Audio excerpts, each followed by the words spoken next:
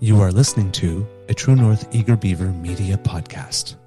The True North Eager Beaver podcasts are proudly brought to you by our founding sponsors, the Miss V Mysteries from Corvid Moon Publishing, your source for science fiction, fantasy, and cozy mysteries featuring a broad diversity of characters. CanadianTarot.com, your uniquely Canadian online eclectic tarot community and forum, and The Peppermaster, hot pepper sauces made from fresh farm ingredients to thrill your taste buds and expand your mind.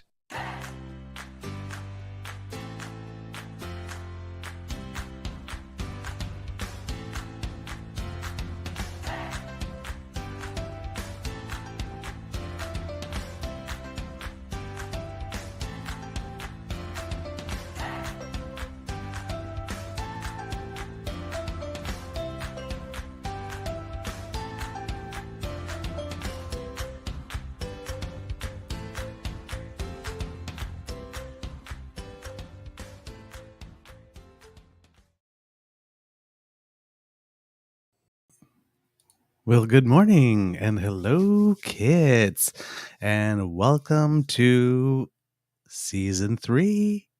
Yeah. It It's our is season third year 3, doing isn't it? this. Not our third birthday yet, but our third season, the third year in which Yes. we're doing this, of the Eager Beaver podcasts, all formats combined. As it says back there, it's 2023, kids, and let's make it a good one.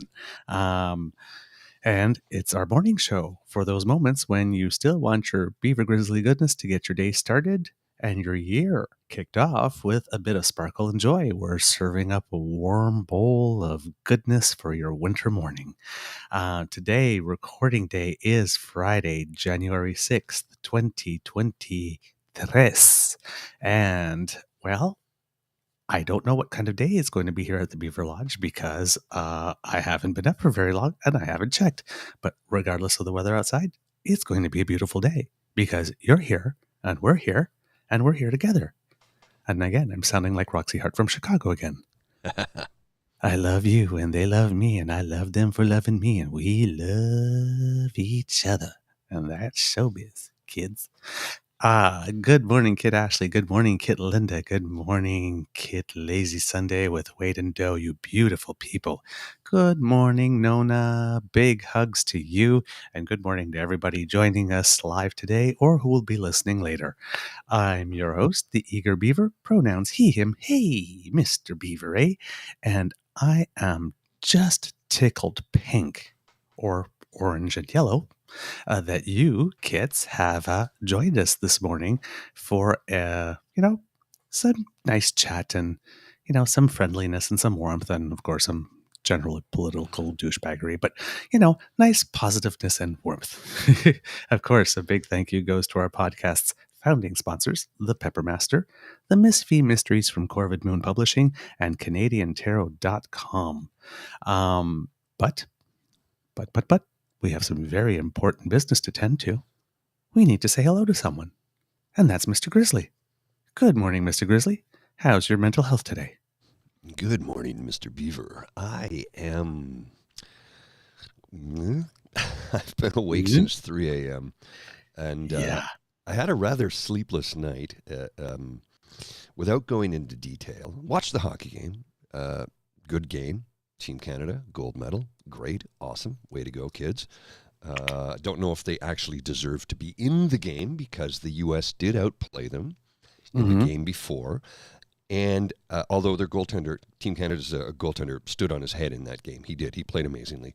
The 2 goals that were called back, I disagreed with. I thought they should have counted. I think in the NHL or other international play, they would have counted. So if it was a 4-4 tie, would it have been a 6-2 ending? You know what I mean? Like it's tough to say how that outcome would have been. But I'm very happy Team Canada was in the final and they won. And more than anything else, as Dean was saying just yesterday, it's beating Team USA was the most satisfying aspect. If they had a loss to Czechia yesterday, I would have been okay with it. Mm-hmm. Because Czechia deserved to be in that game. They earned their way there. They played great hockey. Anyway, so post-hockey game, I sit down and I start going over some stuff, preparing for today's show, and I'm going over this and that, and I'm reading through some things, and all of a sudden the darkness just grabbed me. And I was going to do an ASMR show last night. I had planned on it, and the darkness grabbed me. And I had jumped on James' show for a little bit because he was interviewing a friend of his who is a jazz singer. So I jumped on at the end of the show just to talk to him about, oh, you got to put me in touch with her. I'd love to interview her for the jazz show. He's like, yeah, okay, we can make something happen.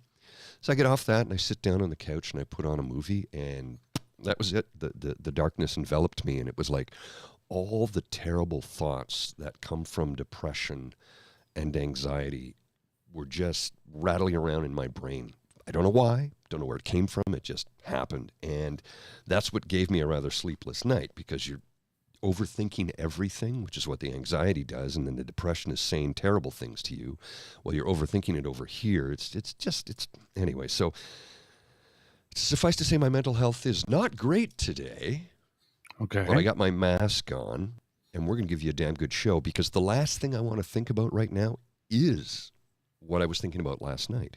Right. So this will serve as a great distraction for me to get to a better mental health position where I can approach whatever it was last night that did what it did to me. Right. Right. If that makes any sense.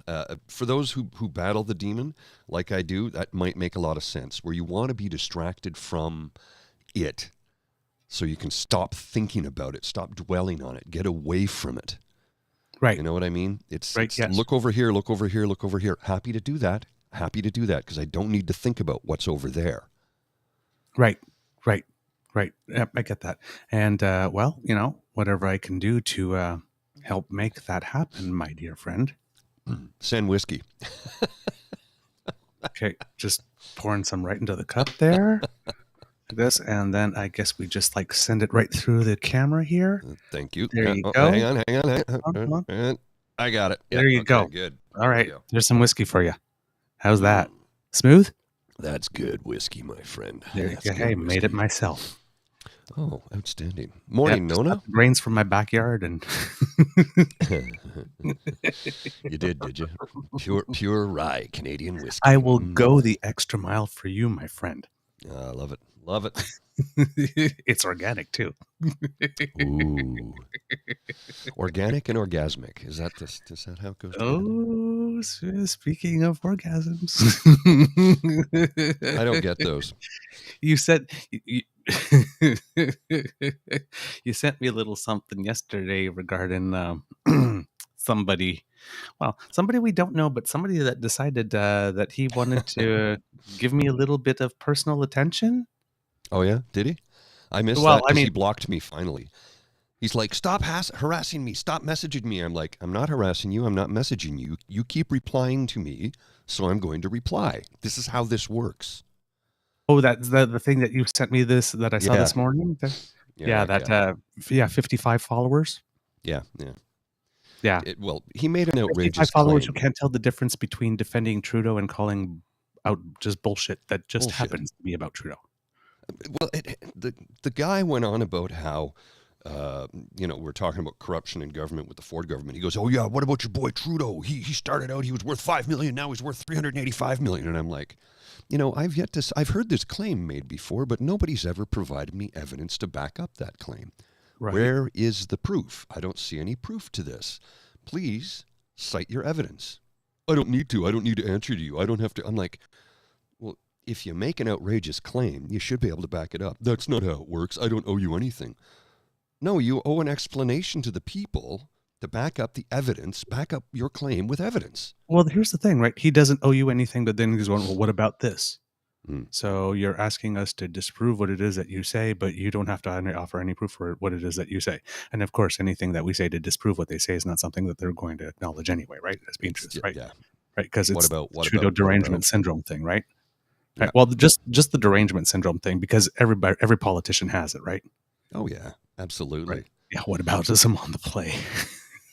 Attempt to deflect by claiming something else is worse without addressing the initial claim. Right. Oh, that's a flag. Mouchoir.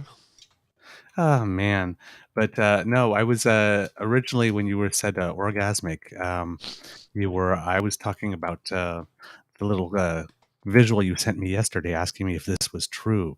Jesus. Oh, that one. Yeah, that one. Yeah. But Jordan Peterson. right? There's this, somebody took a visual from the site funny.com, like I said, posted it as a meme alone. And it was a conversation, alleged conversation between Jordan Peterson and Ben Shapiro, because, Jordan Peterson has been all over the news lately. Basically with Peterson saying, talking, allegedly discussing the myth of the female orgasm, and stating that Jordan Peterson saying that it has been his experience that women begrudgingly enjoy sex, and they pretend to enjoy it with other men, but in his experience, right, they begrudgingly enjoy it, or begrudgingly tolerate it was the word. And and well, all that kind of stuff, right? And then, was that true? And okay, this is not true. This conversation did not happen between Ben Shapiro and Jordan Peterson, right? So, and there's even like a little YouTube clip where somebody's sort of like imitating their voices, and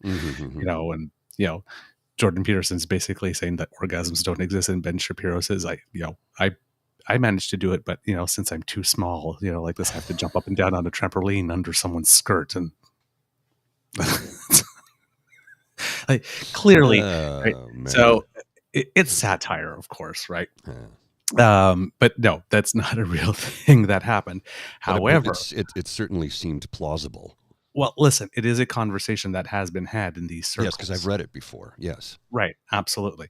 But the fun thing is, in all of Jordan Peterson's debacle, this little thing happened, Mr. Grizzly, where I don't think I'm blocked yet, but Jordan Peterson subtweeted me. And for this guy that supposedly has a PhD, is super intelligent, all he was able to do was just take the description of my show and put it in a tweet and send it out. That's all he did. He didn't say anything, because so because the points that I make. Well, because I'm basically not really writing him directly, right? I'm taking some of his tweets, and then I'm making a comment about his tweet, like dismantling the BS. And sometimes I'm subtweeting, and sometimes, but I'm not necessarily engaging him. Necessarily. Every now and once or twice I've said something to him specifically, but I'm not engaging him. But he makes no comment. He doesn't say anything about what I have to say. He just puts that up. Now, why would you do that? Right? The reason for which somebody does that is because he wants all his friends and allies to see that, and right? And then start flooding my feed and pile on. Hey, come and hate watch us. One person did that. The interaction lasted, because I have a rule, right? I write something the first time to not let the BS go unanswered for unlockers. Right. If they answer again, I basically write the second time saying, okay, that's it. Thank you very much. And I mute. Yes. Unless they're like really, really, really abusive. Like this. Right. Because I mute so that they can see that they are muted. And then I wait to see if they decide to be, you're one of those people, right? Who needs to have the last word? Because I told you I'm not listening anymore. Yeah. Right. Yeah. You just go back and go, you're still here? Jesus, get a life. Well, no, it's not even that you're still here. And then, I don't see the tweet, right? I have to actually go back to the tweet to see if there's been a response. It's usually blocked, right? There's a little thing, this tweet is not visible. So then I click on it. I see what it is that they say. Usually it's something stupid, like a dismissive laugh, ha ha ha, or something stupid, or, your mother wears army boots or something like this. And it's like, okay. And then the next tweet is the second part of my policy. Now we've gone from, I see you're one of those people who must have the last word. Okay, fine. We've gone from mute to block. Right. And that's it. Like, I only block immediately if somebody's really, really abusive or like super obtuse. Yeah. And then generally I report the account as a spam account using multiple accounts too, because I do a profile check, and they're usually accounts like with fewer than 100 followers that are either new and fewer than 100 followers, or have been on Twitter for like allegedly 7 or 8 years and have accumulated all of 60 followers in that time. Yeah, that's a bot. Those are signs. Those are science kids. So those are my things. Those are my two things. That's my policy. I don't engage for a long time. I don't go into 15, 16, because I personally believe I have no data based on this, but some of these people are paid to be here, and they probably get paid by the number of times we reply. Oh, or the number of characters they generate. Number of clicks.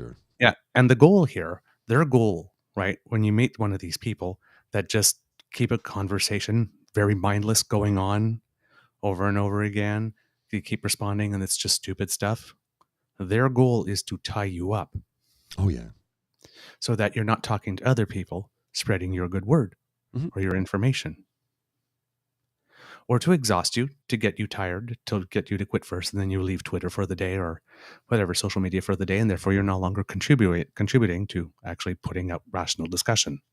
That's the objective. So they never get more than 2 responses with me.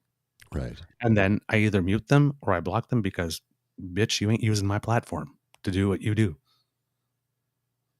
So that's a personal policy, little social media literacy, and mental health preservation technique for those who want to borrow the strategy.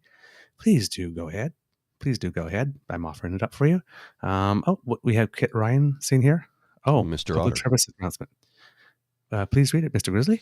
PSA, Twitter experienced a data breach last night, resulting in 200 million accounts being compromised. 63 gigabytes of data available on dark web, including names, emails, and other info. Change your password today. Ooh. Good to know. Good to know. Okay, I will be doing that. That. As will I. Yes. I got to remember what my password is. I know, right? Because you just leave it on? Yep. I mean, the number of passwords I have to deal with in my life on a daily basis is enough to make a man go bald. I see we have some other kids that have joined us this morning. Good morning, Kit Jen, you beautiful, beautiful, beautiful person. She is gorgeous. Oh, yeah. She's absolutely gorgeous. When we had that New Year's Eve party, I saw her sitting there like this, and most of the time she was on mute. She came in every now and then, but you just saw her, and she's just had her calm and serene. Gorgeous hair, and just she just looks so sweet. I want to meet her. I want her to pet me. Well, maybe this summer when we do our pub tour of the pubcast, pub chat, maybe we'll see. Yeah. So Jordan Peterson's been in the news, and he's got his bestseller, The 12 Rules, right? Which he wrote a couple of years back. So I wrote something in 2013 called The Code. The Code for Men. And I wrote this. I'm going to put it up now. I'll leave it up for a little bit while we discuss it.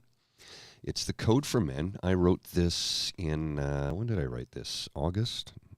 August of 2013 at 9:47 in the morning.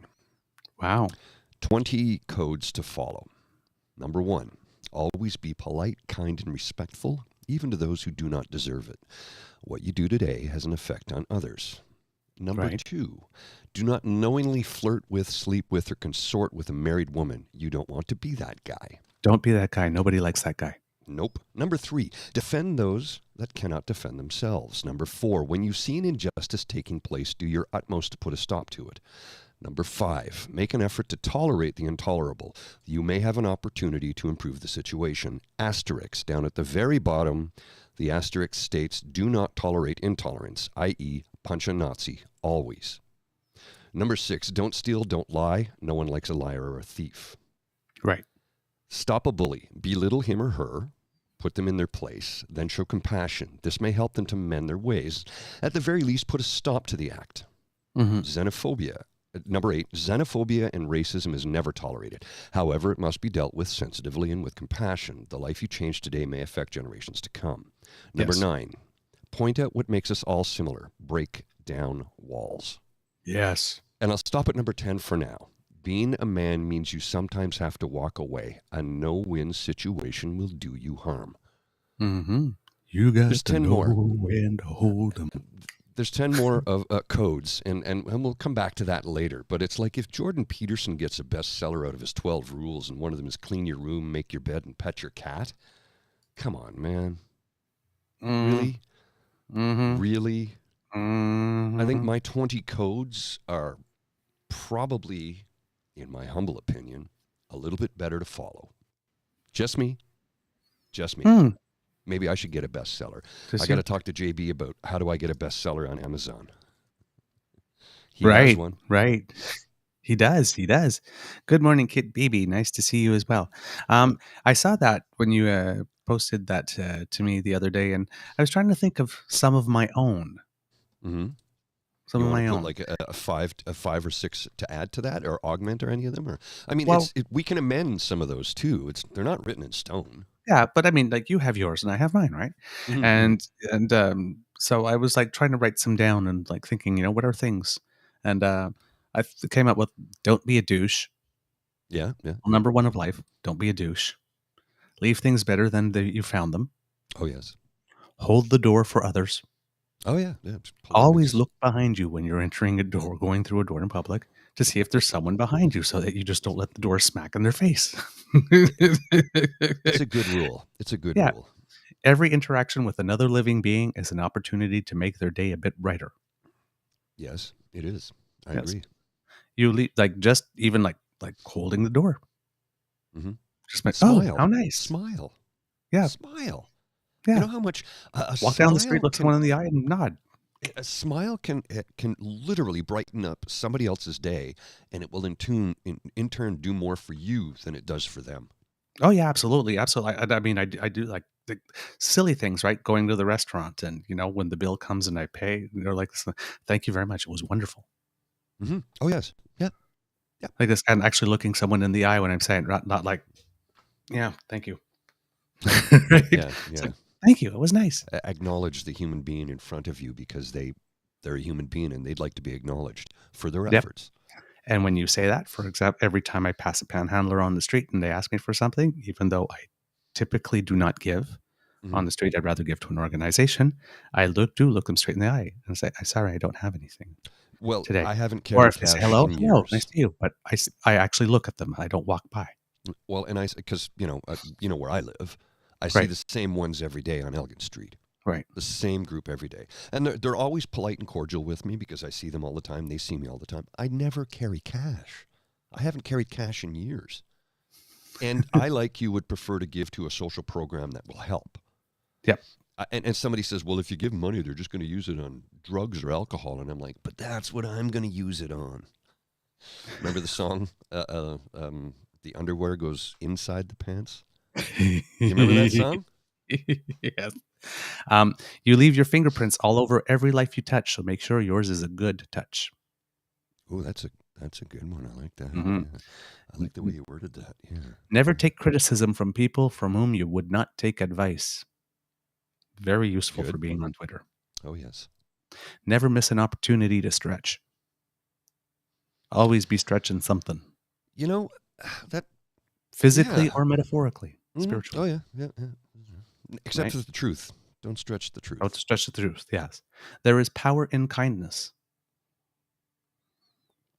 A tremendous amount Forgiveness of is it. a gift first one gives to oneself.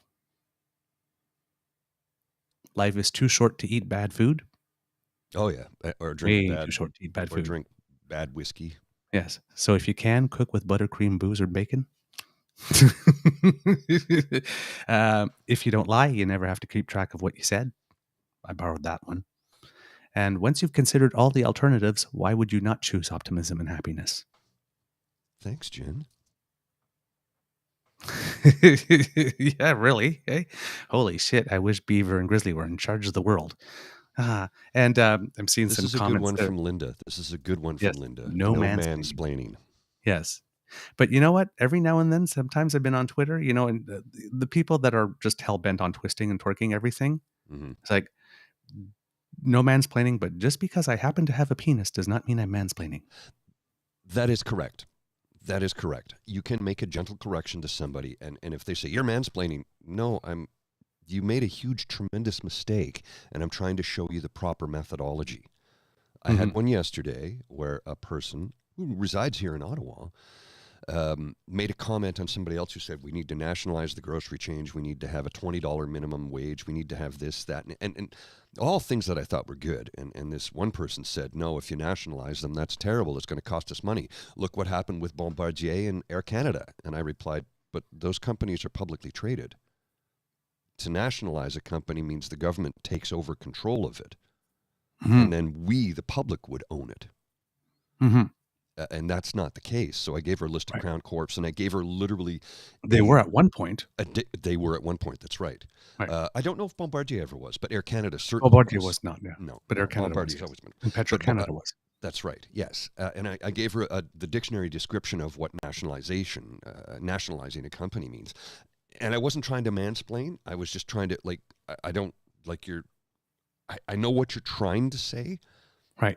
But you're really wrong, and here's what it actually means. And I was trying to be really gentle, but it doesn't always come across in the written word. Now, I didn't get a response, and I didn't get any hate from anybody, so who knows if it fell on deaf ears? I mean, well, that's a terrible thing to say because we have to read it. I'd like to apologize to the deaf community for saying it. you knew I was going there with a Scotsman on that one. Yes. It's just to get a nickel out of an Aberdonian. I'd like to apologize to. I'd like to apologize for that previous apology, for the apology that I made prior to that. Yes. And as Kit Linda says, that's not mansplaining. We know what real mansplaining is. Yes. And I know that you kids know that because you are bright, informed, and engaged people. But I'm talking about the people that are online that exist solely to keep an argument mindless and going for as long as it possibly can. We call them trolls. Right. So we have a lazy Sunday from Wade here saying, in regard to rule number 2, that's for you, Mr. Grizzly. My wife is a married woman. Should I no longer flirt with, sleep, or consort with her? I need some clarity on this. Okay, I'll clarify that. As a single man, please. As a single man, you shouldn't do that. As a married man, please flirt with, consort with, and sleep with your wife on every opportunity. Date her. Flirt with her, wine her, dine her. You know how the rest of that saying goes. Oh my! Gee, all of a sudden it's not going to complete the sentence. Not going to complete. You know how it goes. Early morning titillation on our morning show. And Kit Jen says, "Laugh out loud. I'm married. A little flirt is okay." To the lovely person to whom lovely Jen is married, that was not a flirt. It's more like a puppy asking for some scritches behind the ears. When I said I want her to pet me. And this is a good zinger from Jen. The satisfaction of calling grown men baby girl on Twitter is too great. You know what? Don't ever stop doing that. Never stop doing that. No, I won't do it. I won't do it because it's it doesn't come off the same way from me. Mm-hmm. But ladies, please never stop doing that. I mean, my favorite is Poodle. Poodle. Oh, Poodle. Well, that's so cute. This one guy yesterday kept trying to insult me. He goes, "Nice fedora." I'm like, "It's a trilby, you troglodyte. If you're going to insult my fashion sense and hat wear, at least know what the fuck I'm wearing." Jesus Christ. "You're fucking old and ugly." Well, that's your opinion. Yeah, that's a matter of taste. Yeah, he's going, "Stop harassing me." I'm not harassing you. "Yeah, you're getting your friends to harass me." No, I tagged 2 people to let them know what I'm trying to deal with here. I didn't harass you, sir. I could have. I chose not to. I didn't insult you. I didn't harass you. I didn't even swear at you. I think I called him a shithead once because he was being a real shithead. But that's the extent of it. Like, I've taken a lesson from you, sir. I've taken a lesson. I took the high road. Road. But it's not an insult if it is a declarative statement of fact. This is true. Like sometimes it's like, your behavior. One of these things I like to say, and you get people, right? It's like, you're behaving like a child. You called me childish. No, I didn't say you were childish. I said your behavior. The comment was not about you. It was about your behavior. I don't owe you anything. You owe me an explanation. You made this outlandish statement, trying to tell it off as fact. It's a libelous statement, by the way, and you have no evidence to back it up. That's not libelous. Yeah, actually it is. You're saying that he paid off his own family members. You're saying that he earned $385 million off the backs of Canadians. You have no proof of any of this. Yep. And you published it online. It's on Twitter for the whole world to see. That's a libelous statement. Yeah. And if you had said it, it would be slanderous. Yes. Publishing is libelous. Libel and slander, kids. That's right. That's right. And both of them are defamation. Yes. And both of them can land you in hot water. Speaking of hot water. Yes, like please. That segue. I Mr. do. Galen Weston. Let me just pull I got to pull down the, hang on a second. I got to pull down the logo. Galen Weston is a robber baron that Canadian media actively enabled when they ran his freezing the cost of no-name products stunt as a news story. Galen Weston is an oligarch that has monopolized life necessities. His little sweater vest act in their ads doesn't change that. Okay. This is, I didn't put up the name of the individual who tweeted that by choice, because a lot of people have come for her, and I don't. Right. Don't want to attract more. Exactly. And then somebody responded to that tweet with this one. He's also on the board of Sunnybrook and owns Maple Private Online Healthcare. Doug Ford is destroying Ontario healthcare to benefit the Westons. Yes. Everything in both those tweets is 100% accurate. Nothing slanderous or libelous about them, because they're 100% true, factual statements. Mm-hmm. Now, the term robber, that's where people could get in trouble. They could get in trouble for that one. Yes. They could get in trouble for that one. But then, if everything's based on fact, you can say fair comment. Or I was speaking figuratively, or right. But it's, you have to choose your words carefully. Another reason why I chose not to put her name up, right? Right. But everything else in there, the robber baron, okay, we could strike that, but everything else is 100% true. Yep. It was a stunt. We're freezing the cost of no-name products, something they do at the same time every single year. It was a PR stunt, nothing more. And all the PR genius, but PR genius, because all the media companies in Canada got together and said, look what he's doing. It's common practice. This is nothing new. Mm-hmm. They've been doing it for decades. Mm-hmm. This is nothing new. Mm-hmm. It's like years ago, I remember I turned on the news, and without saying the name of the company, I think it was City Pulse News, or was it City? I can't remember. Anyway, I turned on the news, and they had this live on camera thing to the opening of a new athletic shoe store in the Toronto Eaton Centre. This is what kicked off the 6 p.m. news. Right. Why are you advertising for a multi-billion-dollar corporation? Right. Because that's what you're doing. This is not news.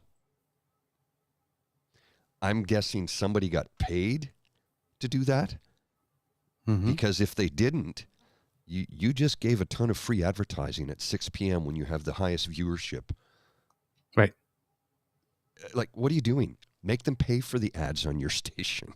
Right. And Kit Linda here says, adds an important context here, but robber baron is a specific historical reference, so that could be a fair comparison reference. That's true. There you go. See, I did not know that. See, I'm learning stuff today now. No, I knew the reference. I did actually know the reference, believe it or not. I'm not the smartest or brightest bulb in the Christmas tree or the sharpest crayon in the box, but I did know that one. Yeah. I do remember a fair bit of history, and we're headed towards feudalism. We're serfs right now, people. We're serfs. Yeah. So speaking of the guy, Jordan Peterson, because he put that thing up, right? And like this, and I basically just thanked him for giving me free publicity, because, while he's trying to set his minions on me, there's tons of people on his Twitter feed who are there to counter him. Mm-hmm. Oh, yeah. And he just let all of them know where I am and where to find me. And on our Twitter feed, we've gained about probably 30 or 40 followers since I appeared on Dean's show. Nice. The other day, and Jordan Peterson did that. So I think, was it 2 days ago I was on Dean's show? We were talking about Jordan Peterson. So if you kids watched that show, this might be a little repetitive, but for those who haven't, Mr. Grizzly's away from the thing. But Jordan Peterson managed single-handedly to create a media event. Let's put it that way. Mr. Grizzly, if you would share the screen, please. Happy to, sir. All right. Mr. Peterson decided to tweet this up here on January 3rd at 11:11 a.m. Breaking. The Ontario College of Psychologists has demanded that I submit myself to mandatory social media communications retraining with their experts for, among other crimes, retweeting Pierre Poilievre and criticizing Justin Trudeau and his political allies. Now, the first part of that is true. The Ontario College of Psychologists have indeed demanded that he submit himself to mandatory social media communications retraining with their experts. Mm-hmm.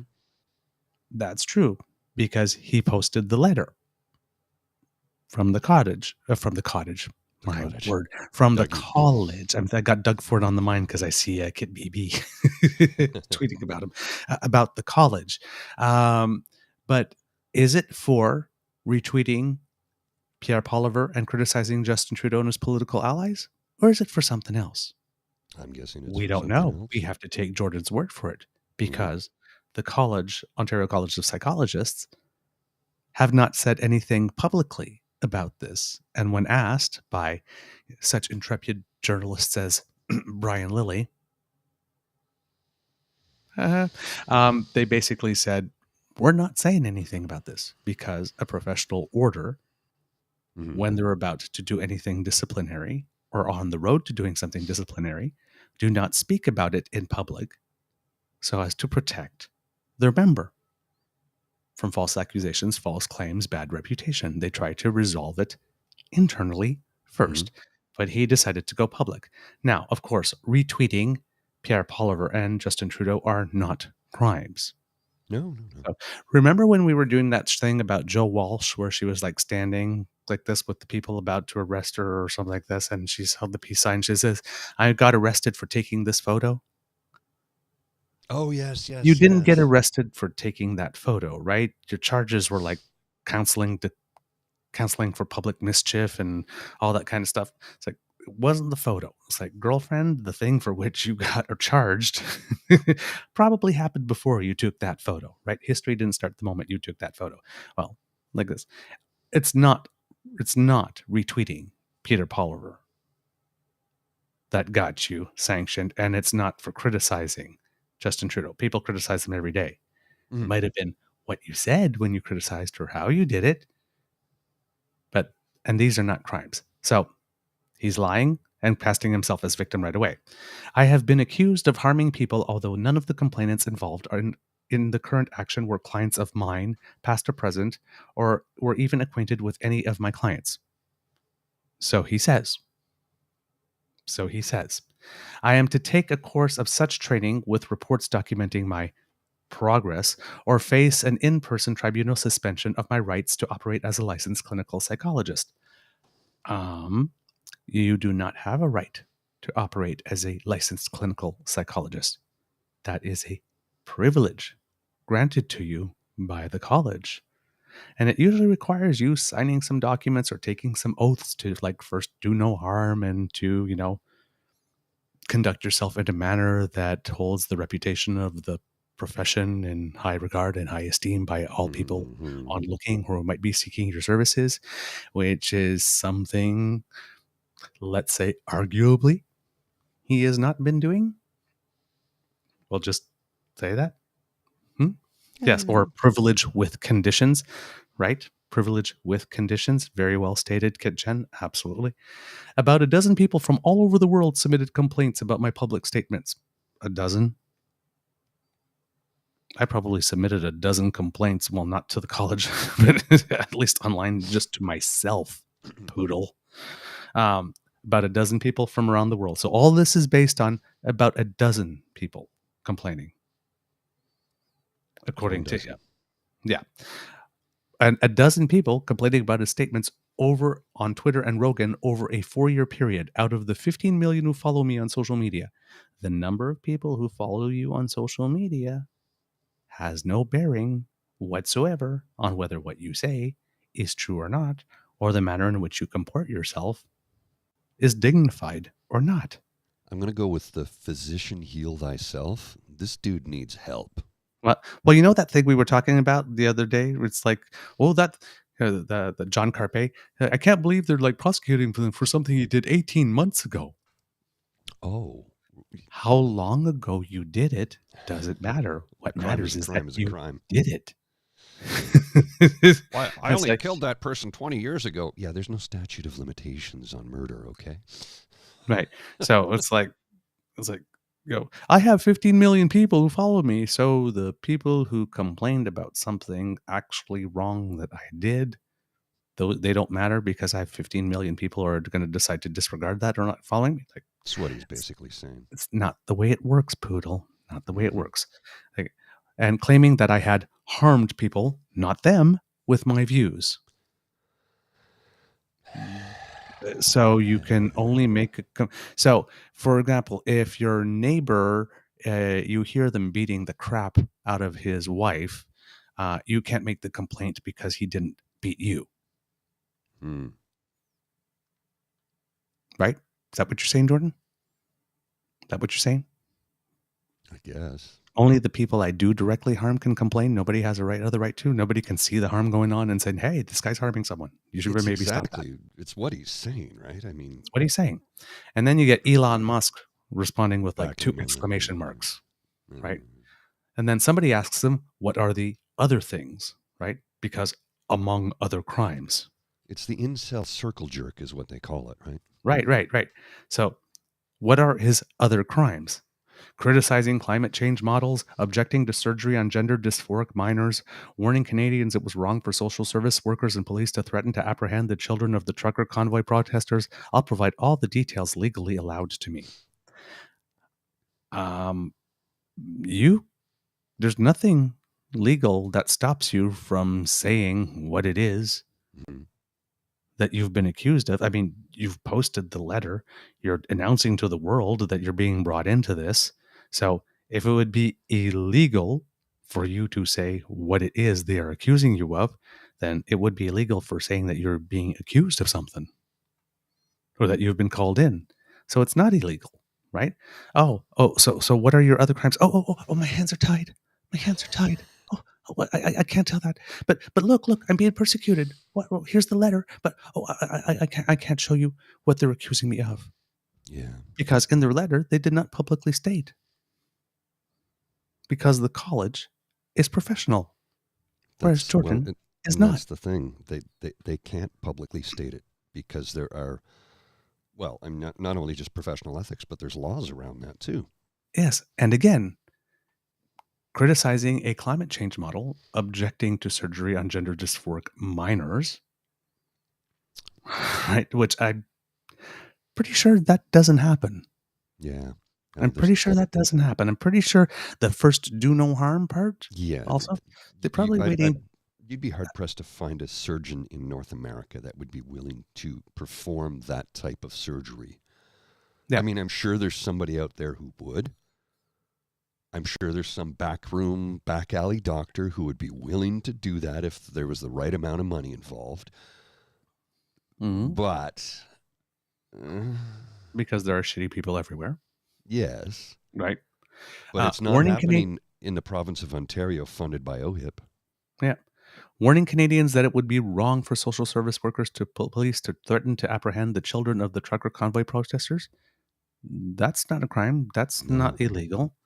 Would it be wrong? In some cases, maybe. Not in all cases. Because you could make a case that these kids were being subjected to living conditions that no child should probably be living under. So again, just nailing himself to crosses and saying all that kind of stuff. And then he got asked, you can share these anytime, Mr. Grizzly, if you want on there. Sure. Ask, are you going to place the text of the letter online? And then there's 3 different instances talking about stuff where Jordan Peterson's all over the place. First, I can't. Confidentiality. But if the organization agrees, the college agrees, I'd do it in a second. So again, my hands are tied. And then, of course, a very informed and engaged person responds, governing bodies default to confidential tribunals to prevent a witch hunt against the accused in case of not guilty, and also for when patient info is involved. Only verdict punishment is published. In this case, it appears patient confidentiality is not an issue, mostly because Jordan has waived it. And of course, it has nothing to do with him treating patients. It's about his online social behavior. Right. Then somebody asks him again, I'd love to see that demand letter if you're willing to post or share it. And this is the very same day. I'll post a screenshot tomorrow. He did it. Did Mr. Peterson get that agreement from the College of Psychologists of Ontario that he said he needed in a previous tweet before he committed to posting the screenshot tomorrow? Makes one wonder, eh? He did not supply proof of that. And then breach. Yes, and then he goes, here are the demands made of me with regard to my re-education. So we've gone from, in the first tweet, which was true, submit myself to mandatory social media communication retraining with their experts, to my re-education. Now, what does the word re-education suggest? Re-education, re-education camps, Holocaust, Uyghurs. Oh yeah, it's a dog whistle, right? It's a dog whistle. Yep. It's like Mariah Carey, and only Mariah Carey dogs and people who listen to Jordan Peterson can hear that sound. Just saying. And then the next day, I mentioned yesterday that I wanted to make the details of the accusations made against me by the Ontario College of Psychologists public. Here's a string beginning that process. And he basically repeats stuff said the day before. I plan as soon as possible to make all the allegations and my responses as public as possible while abiding by the ethical and legal restrictions on doing so, at least insofar as those rules are clear and commensurate with truth and a reasonable defense. Okay, there is so much freaking bullshit going on there. Hand me a freaking shovel. He needs to spend time at a treatment center. Yep. I will make all the allegations and my responses public. The only thing he's making public is the letter and what he claims. None of the actual accusations, none of that have been made public. He hasn't made them public. While abiding by the ethical and legal restrictions on doing so, the whole reason you're in this mess is because you refuse to abide by the ethical and legal restrictions to your public commentary that you agreed to when you received your license. In parentheses, at least insofar as those rules are clear and commensurate with the truth and a reasonable defense. And I guess you get to decide what are clear rules and what is commensurate with truth and reasonable defense. And given your grasp on truth, seems to be just a tad little shaky. Just a smidge. Poodle. Okay. Right. Jen says, what a load. Dude needs help. Not only a load, a loaf. Okay. That's literally the Twitter equivalent of popping a squat, squeezing one out. I'm calling it like I see it. Well, okay. That's a slalom rundown, bullshit mountain. All right. So after all of that, to clarify, it's been, I like this. Hold on. I have to just, to clarify, it has been decided I either submit to social media communication retraining or face a disciplinary hearing and possible suspension of my critical license and the right to represent myself as a psychologist. That's the Muppet Show, says Jordan Peterson. Again, so my right to represent myself as a psychologist. Well, yeah, if you get your license taken away, then I guess you lose the right to represent yourself. Well, the privilege, again, not a right. To represent yourself as a psychologist. Poodle, coming closer. You haven't been much of one for the last 7 years or so. Just saying. Just saying. Just saying. Okay. We're going to write a song. Just saying. Just saying. Just saying. Just saying. Just saying in the rain. Just saying in the rain. So yeah, of course, that was in response to Elon Musk going, that is extremely concerning. I actually, my hand right here, where like this, the clutch pearls. Like this. And then Elon Musk, of course, in true Elon Musk style. Please live stream this on Twitter Spaces. Yes, because you can live stream your disciplinary hearing. No, you can't do that. You can't do that. Here's what I'm gonna flash one up quickly from Rod Farva's leader of Cola. Yep. This is a good one. It's in response to a Jordan Peterson tweet, but he, instead of giving Jordan Peterson airtime, he screen caps it and then check this out. Jordan B. Peterson, 91% of those who view my videos are male. Why so few women? Because you're a woman-hating incel, obviously. Duh. Right. Well, it's pot. Introduce yourself to the kettle. You're going to get along great. So this is like, but when they say it's like the pot calling the kettle black, this is like the pot calling the cauldron. Yes. Right. Okay. So of course, and then some twit chimes in with, I wouldn't be surprised if they pressed for closed door hearings. They don't need to press. That's how it is. Closed door hearings. That's standard operating procedure. So, but again, you're seeing this in real time, right? The setup for the next victim, the next path, because this one's going to close down, right? Right. The letter and his retraining and all the kids. So now the crime has to be that they're hiding. They're not being transparent and they're hiding this from the people, right? Check this out. To which, check this out from Linda.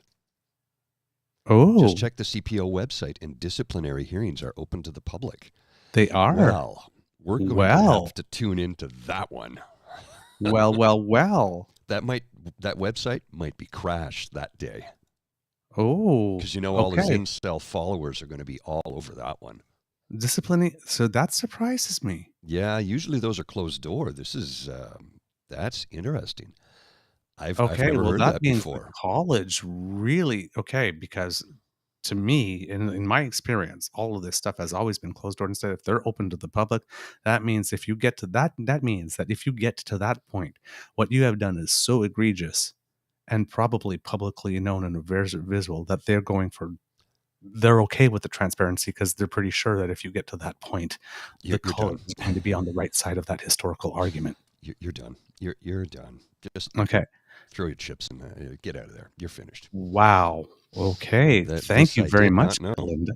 Yes. Very. No. Yes. There's a hearing scheduled, but he's not on the list yet, so it's not scheduled yet. No, because he officially has to really formally decline. Now he says he has, and while he has made public the letter asking him to come in for retraining, he has not made public the letter saying that he formally declined this invitation.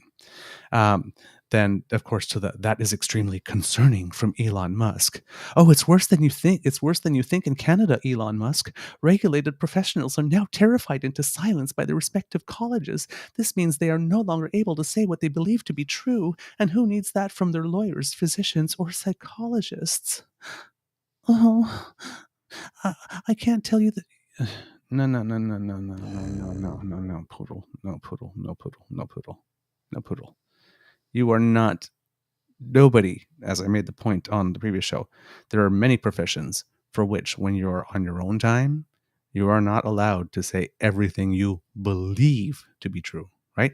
Not what is true, code of conduct. What I believe is true. And I should actually say what I choose to believe is true. Well, and what he fails to realize, too, for some reason, for this supposed genius that everybody seems to think he is, he tweets out outlandish shit all the time. All the time. If all the things he tweets are things that he believes to be true. Look, it's fine to have a conversation over cocktails, but when you put it in print for the entire planet to see, you hold yourself up as basically the world's psychologist to young men needing guidance. He's completely unhinged. He needs help. He needs therapy. He might need some medication. He needs to get offline for 30 days, if not more. He needs somebody help, not just anybody help. Speaking of help, I got to show you this video because this Reverend Raphael Warnock. Mm-hmm. Okay, are you taking me off Peterson at the moment? Just, do you have more Peterson stuff? I've got way more Peterson. Oh, okay. We'll come back to this then. Keep going. Okay. All right. So then, other people are asking them, is everyone being subject to this nonsense or is it just you? It's like, oh, it's way more widespread than you think. The social justice warrior types have weaponized the domain of professional misconduct complaints, and the colleges themselves have become bastions of woke sensibility, particularly in oh so nice Canada. Yes, because this is going on particularly here. It's not like a universal standard where there's a professional organization. Then this is the one that made me so happy. It's like, where do I submit a complaint that the College of Ontario has harmed me by bringing these frivolous claims against you? Information available here, and he gives them a web link for him to complain. Please write on my behalf. And then the guy actually, if you put this up, the person who wrote this, who actually thinks that if you write him writing a complaint to the College of Psychologists of Ontario like this for the frivolous claim made against I need you to do Peterson two things. to have harmed him. I need you to do two things. Two things. Go over to the left, close the navigation thing. Click the X on the navigation on your screen, way over on the left. See where it says navigation? I do not. Where does it say navigation? On your Word document that I've just shared the screen. It says navigation. Yes, sorry, close that. Yes. Yeah, close that. And then blow up the page because we can't see it. Yeah, you should have an increase in the bottom right-hand corner. Oh, yeah, there it is. Sorry. Yeah. You got to blow that up so we can read it because it's way too small. Okay. There we go. There we go. Well, yeah, that works. There we go. Okay. So, I mean, you don't necessarily, I mean, if you want to pause, if you're watching this on video and you want to pause it, and I'm definitely not going to read it. But this guy spent this much time out of his life writing to the college because he claims he's being harmed because Jordan Peterson is being called in for doing bad stuff. This much time out of this is, yeah, your life is precious, buddy. Why are you doing this with it for that guy? Because he's part of the cult that is. But that's what the but JP that's a crew. sign, right? But that's a sign of just how much power this guy has. Oh yeah. Right, he's a cult leader. You look at this, and your first instinct is to laugh and to giggle until you realize just how scary and frightening this is. Agreed. This guy has invested this much. Yeah.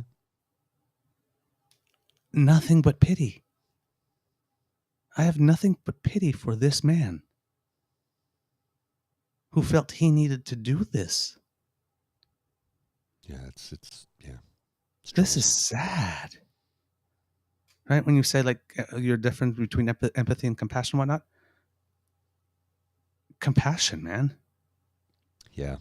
No empathy, but I do have compassion for this person. I mean, dude, he's never going to fuck you. Right? Right? Oh, God. So, and then he says, not only is he not going to go, but he's going to mount a constitutional challenge. So, put this one up. Get another violin here.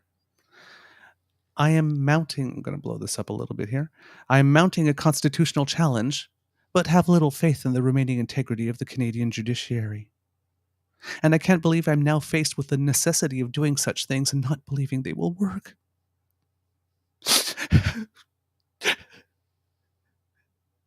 The law's against me now.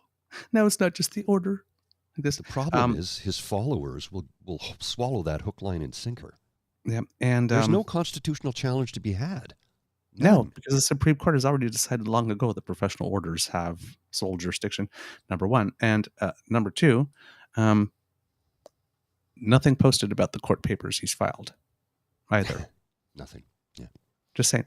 I mean, again, right? What are you looking for? Oh, I'm going to file a constitutional challenge. Okay, well, there's definitely no confidentiality around that. So if you posted the letter, certainly if you're going to mount a constitutional challenge, I mean, that's a big deal. I'm going to take this to the Supreme Court.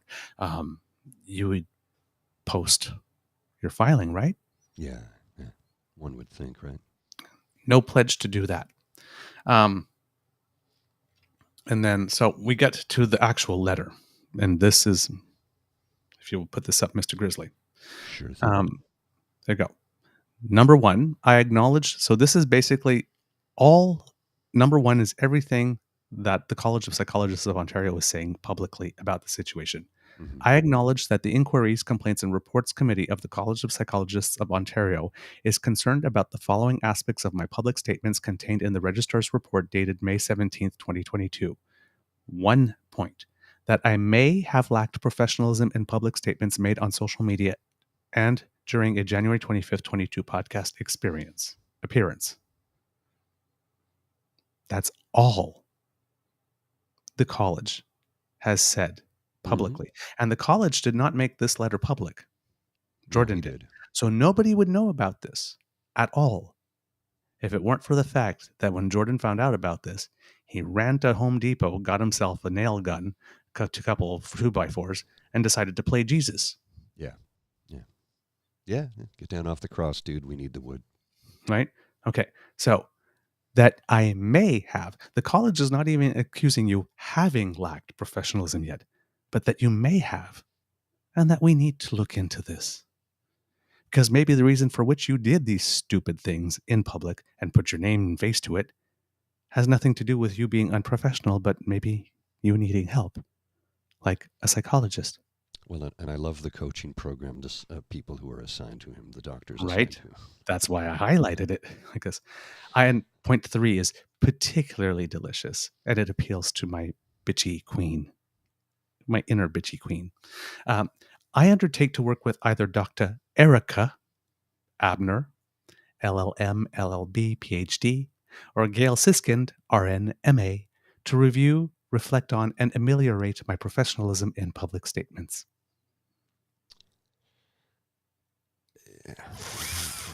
What do you notice about those two names, Mr. Grizzly? The ladies. Ladies! All the single ladies. Well, maybe they're not single, I don't know, but the song fits, right?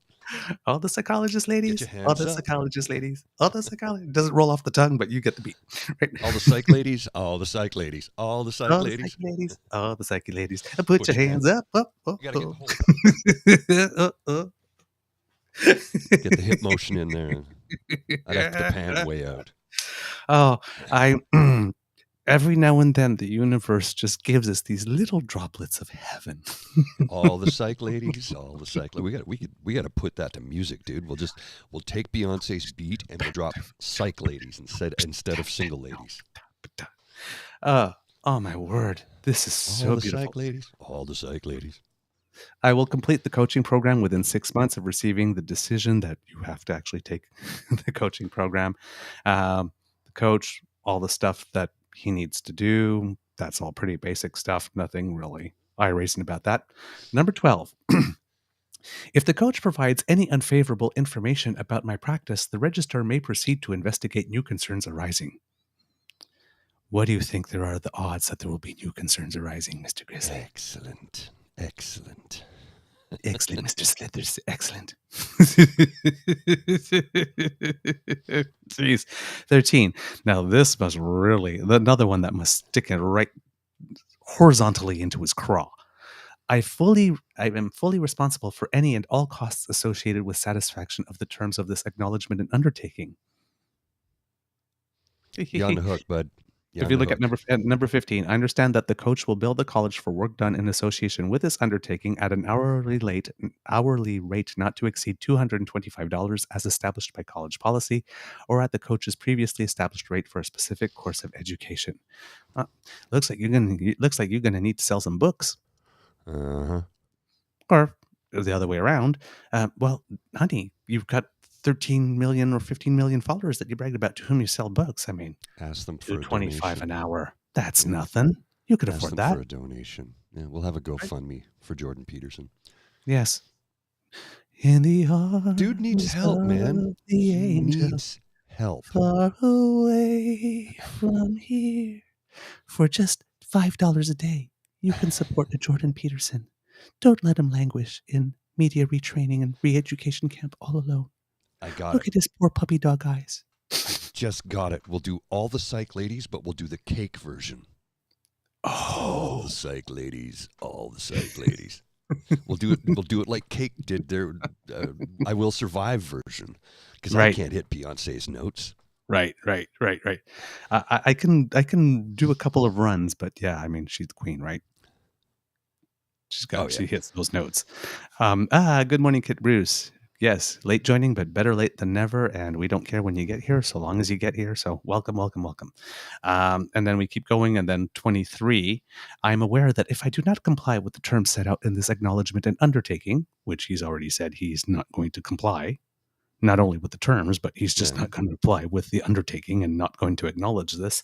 This may result in an allegation of professional misconduct, and the college may take disciplinary action in this regard. And you know what? Hey, if you want to fast forward to the part where we get to eat popcorn, I'm good with that, honey. Well, and I can almost picture him in the disciplinary hearing now. He's Al Pacino in what was that film? Scarface? No, late 70s. Okay. I'm out of order. You're out of order. This whole courtroom's out of order. And justice for all. Yes, and justice for all. Yep. Okay, and like I see, like Kid Jen putting the popcorn things like this. Add some 3D glasses and a tub of cola so big you can do laps in. This is going to be entertaining. Let me entertain you. And the fraud psychologist getting a hearing. That's entertainment. Always love a good Ethel Merman reference. Okay. And then, you know that thing we talk about, the echo chamber? Mm-hmm. So breaking leads to the counter signal. Jordan Peterson says College of Psychologists threatening him over anti-Trudeau tweets. Boom. True North. Not us. We're the original. We had the name first, but the other True North people. We again, like, you know that Mariah Carey meme? Like, I don't know her. I don't know her. I don't know her. I don't know them. Jordan Peterson says, Notice the trend. He is being subjected to mandatory social media communication retraining. At least they didn't say re-education. They took his first tweet. Due to his political comments on Twitter that include criticizing Prime Minister Trudeau. The Daily Wire. Dr. Jordan Peterson blasts Canada's commissars. Der Kommissar. Uh-oh. Don't turn around. Uh-oh. The commissars in town. Uh-oh. After board threatens his license. I guess they threatened his license, but they only threatened his license if he didn't want to come in for some retraining about how he handles himself on social media. And then he said it may lead to a disciplinary hearing, and not that it would. May. If that's a threat, it's a mild one. And now we got the Toronto Sun. So first, all these like little sort of quote unquote independent medias, right? Pick it up. And then because 3 of them pick it up, now it becomes a story. So it goes to a mainstream paper, the Toronto Sun. Jordan Peterson threatened with psychologist license being revoked over political statements online. And then, of course, gets an invitation from the National Harper Post, like this, to write something, and says, this will be front page of the print edition of Canada's National Post. See, and here is why he needs help, because the things that he's doing and saying is going to get somebody hurt. Somebody is going to be harmed by this. I'm seriously worried for the safety of people on that board. I mean it. He is winding up his base. He is rage farming them with bullshit, because you want to make the grass grow, you gotta spread the fertilizer. Oh my God. He's spreading it thick and deep, and somebody could get seriously harmed. And the guy needs help, but he needs to shut his mouth before somebody gets seriously hurt. And I am genuinely concerned about that. Yeah. I mean, like January 6th, right? Today's January 6th. Yep. Remember? Yep. Remember what happened in the U.S.? Yep. All over one guy rage farming, constantly saying, they're picking on me. They stole the election. Well, how's he not doing the same Pardon me, damn thing. How's he not doing the same damn thing? Right. So in his article that he himself wrote for the National Post, that anyone anywhere in the world can levy a complaint to these regulatory bodies for any reason, regardless of whether the complainant has had any direct contact with the professional in question. Blah, blah, blah. Like this, the Ontario College of Psychologists has leveled a multitude of such lawsuits against me since my rise to public prominence 6 years ago, although none at all in the 20 years or so I practiced as a psychologist before that. Well, yeah, that's because back then you weren't a vainglorious person seeking to get your affirmation and people agreeing with your really backwards and dangerous beliefs in a social media forum. So there was no reason for that before. Do you not hear him crying out, love me, say that you love me? I mean, Yeah. it's a cry for that, isn't it? Yes. Affirm me, confirm me. It's just, these have multiplied of late and now number more than a dozen. I would probably go out on a limb and say it's triple or quadruple digits, not just a dozen. This seems like a big action to take for just a dozen from anywhere, anyone around the world. I mean, about what, 9 billion people on the planet now? Or 8? No, 8. Sorry, 8. Yeah, 8. Yeah. We crossed 8. Sorry. Yeah, I keep on mixing. We'll It's 39 million Canadian. 8 billion people on the planet. A dozen out of 8 billion would prompt that? I don't think so. I don't think so. I guess, again, no proof to that. No proof to that. And then there's, where there's smoke, there's fire. So people think, blah, blah, blah. For my crimes, I have been sentenced to a course of mandatory social media communication training. Again, break out the violins and the bongos. If I agree to this, then I must admit that I have been unprofessional in my conduct. But you have, Blanche, you have. You are in that chair. And, and to have noted that publicly, even as the college insists that I am not required to admit any wrongdoing, if I refuse, and I have, of course, refused, again, has submitted no proof of his refusal, the next step is mandatory public disciplinary session inquiry and the possible suspension of my clinical license, all of which will also be announced publicly. I should also point out that the steps already taken constitute the second most serious possible response to my transgressions on the part of the college. I have been placed in the category of repeat offender. Again, but you are, Blanche. You are in that chair, with high risk of further repetition. But again, you have so... Look at everything that you are doing right now. Is it any wonder that they say that you are at high risk of further repetition? You are still doing it in this article. What exactly have I done that is so seriously unprofessional that I am now in danger not to only new potential clients but to the public himself? And then he lists. I retweeted a comment made by Conservative leader Pierre Poilievre about the unnecessary severity of the COVID lockdowns. I criticized Prime Minister Justin Trudeau. I criticized Justin Trudeau's former Chief of Staff, Gerald Butts. I criticized an Ottawa City Councillor. And I made a joke about the Prime Minister of New Zealand, Jacinda Ardern. I'm going to, again, go out on a limb here and say that those are not as stated, are not the reasons for which he's been called. You think? Nobody gets called in for having just retweeted. You know that thing, like, it's like, I'm a gardener and I'm a gardener and I like to play Scrabble and I take my son to Little League baseball games. Pierre Trudeau calls me an extremist and says I must be dealt with. Yeah, that was a cut and paste, right? Yeah. I bet you're a little more than just that. And I'm betting that the little more than just that you are is probably where the reason for which people are thinking that you're an extremist comes from. I don't remember anybody having been sanctioned for extreme gardening. Just saying. Just saying. Right? So it's not simply retweeting a comment made by Conservative leader Pierre Poilievre about the unnecessary severity of COVID lockdowns that got you called in for some social media re-education. Oh, sorry. I mean, training. Oh, fuck, I'm a bitch today. You took an extra big helping of saucy bitch this morning. Oh, man. Jeez. Okay. And then I did all that, quote, disrespectfully, by the way, in a horrific manner that spread misinformation and was threatening and harassing. That was embarrassing to the profession. That's a lot of quotes.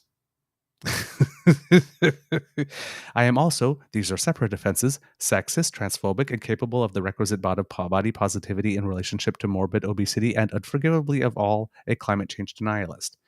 Yeah, well, admitting it is the first step, Jordan. 11 more steps to go. See, it's funny because it's true. I'm not laughing at his misery. He just keeps digging himself in deeper. It's like when you're digging a hole that you're in, stop digging. Dig up. Dig up. Dude, shovel the dirt into the hole so you can get out of it. But nope, just gonna keep going. If I keep digging, maybe I'll get out of this. No, you won't. You're getting in deeper by the moment. Everything I've been sentenced to correction for saying is insufficiently leftist politically. I'm simply too classically liberal, or even more unforgivably conservative. Oh yeah, let's talk about liberals, shall we? Oh my God, this guy. A conservative says it hasn't happened to me, so I don't care. A liberal says it should never happen to anyone, and that's why I care. So, Jordan, you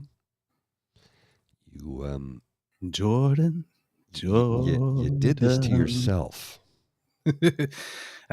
So there, I put the link to the National Post thing there for you, Mr. Grizzly, if you want to share with the kids, if the kids want to see the enormity of the BS that this guy is shoveling for themselves. Now, and this culminated visual in the media with the editorial board at the Wall Street Journal. Oh, and what did they have to say? Just, well, I guess we can go look at it. I read it yesterday, but I didn't. There wasn't nothing. Sorry. Okay. No. I thought you had it up there. No, there was nothing. Nothing worth. Nothing particularly noteworthy. Let's just put it that way. So, opinion: the campaign to re-educate Jordan Peterson from the editorial board. Boom, boom, boom, boom. Oh, I guess it's now behind a paywall. Wonderful. It wasn't yesterday. Hold on. Let me see if I can do this, because sometimes if you go to the cached version, that's a little thing, by the way. Nope, it's still there too. But there was, I read it yesterday, and there was nothing that 2 days ago, and there was nothing that particularly stood out. There was nothing inflammatory or anything, and it just the general framing, which was wrong.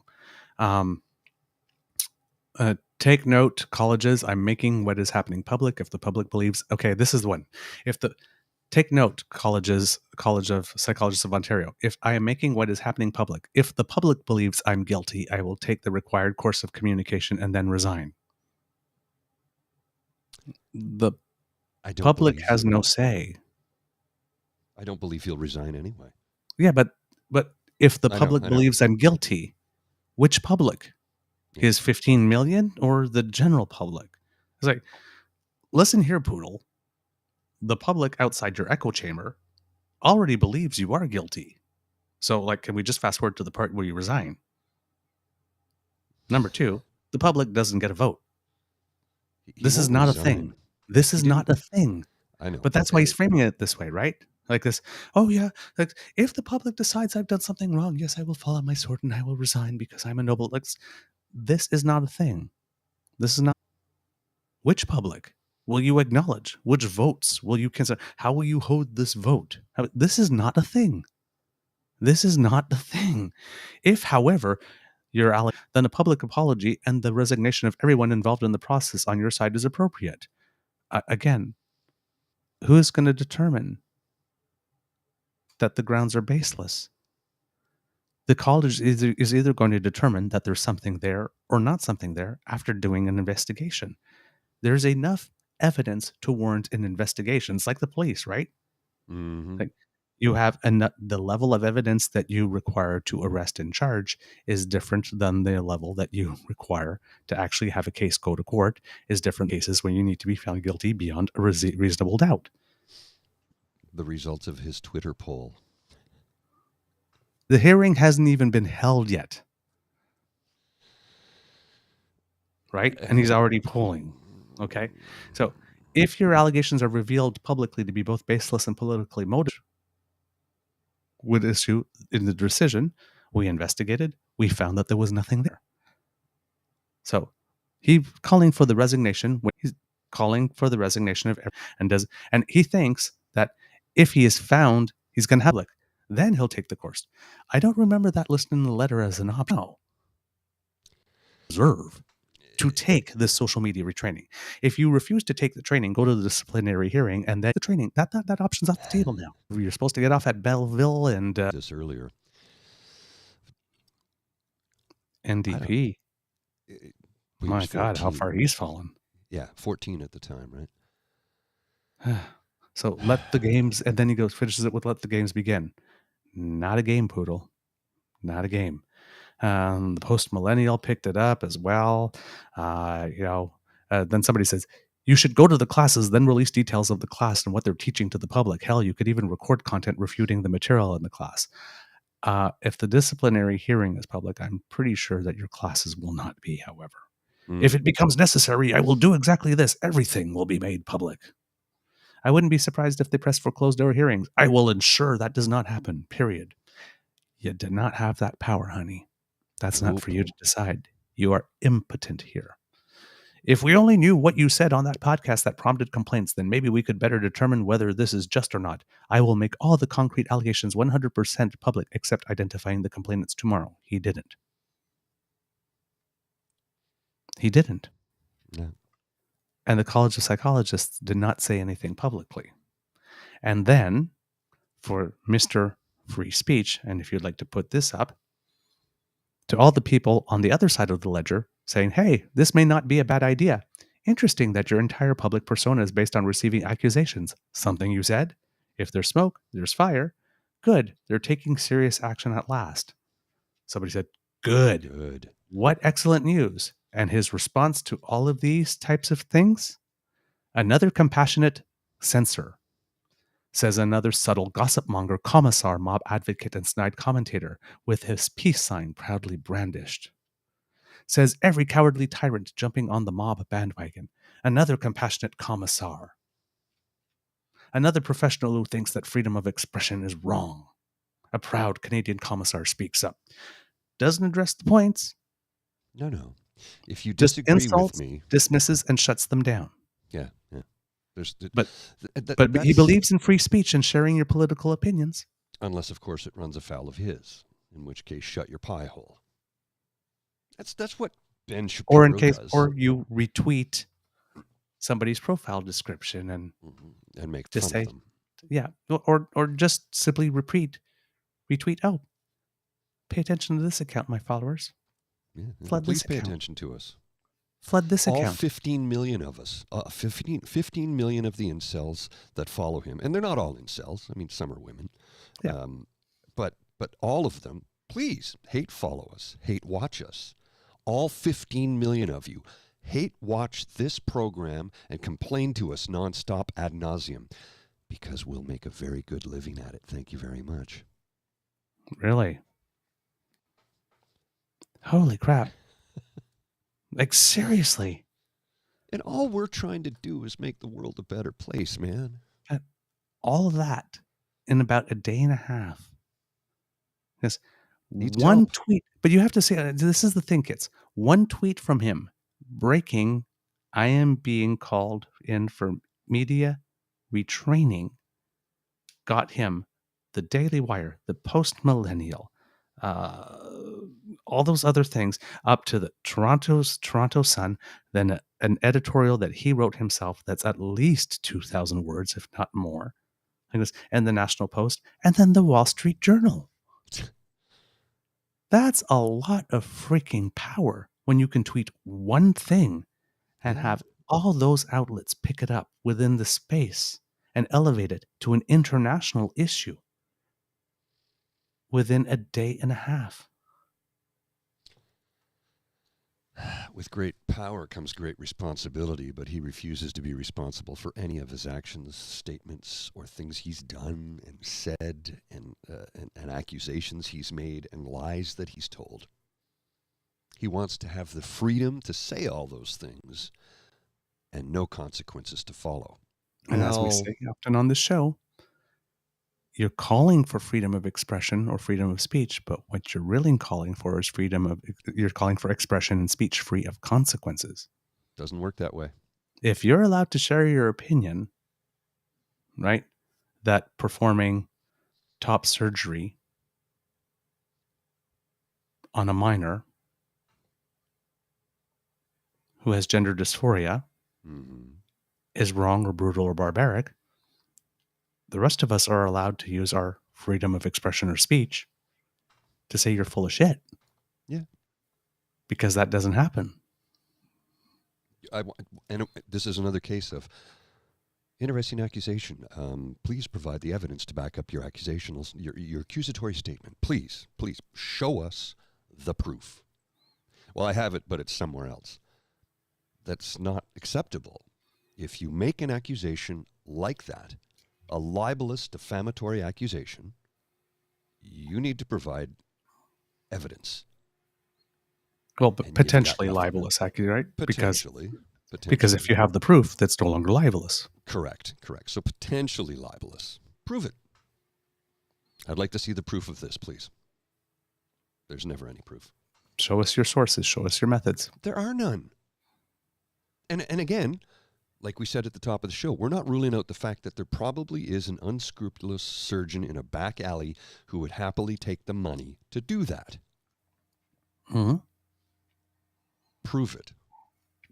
But would the College of Physicians of Ontario or Alberta or whatnot allow that? No, they would not. Canadian Medical Association? Nope, not on a child. No way. Nope. Right?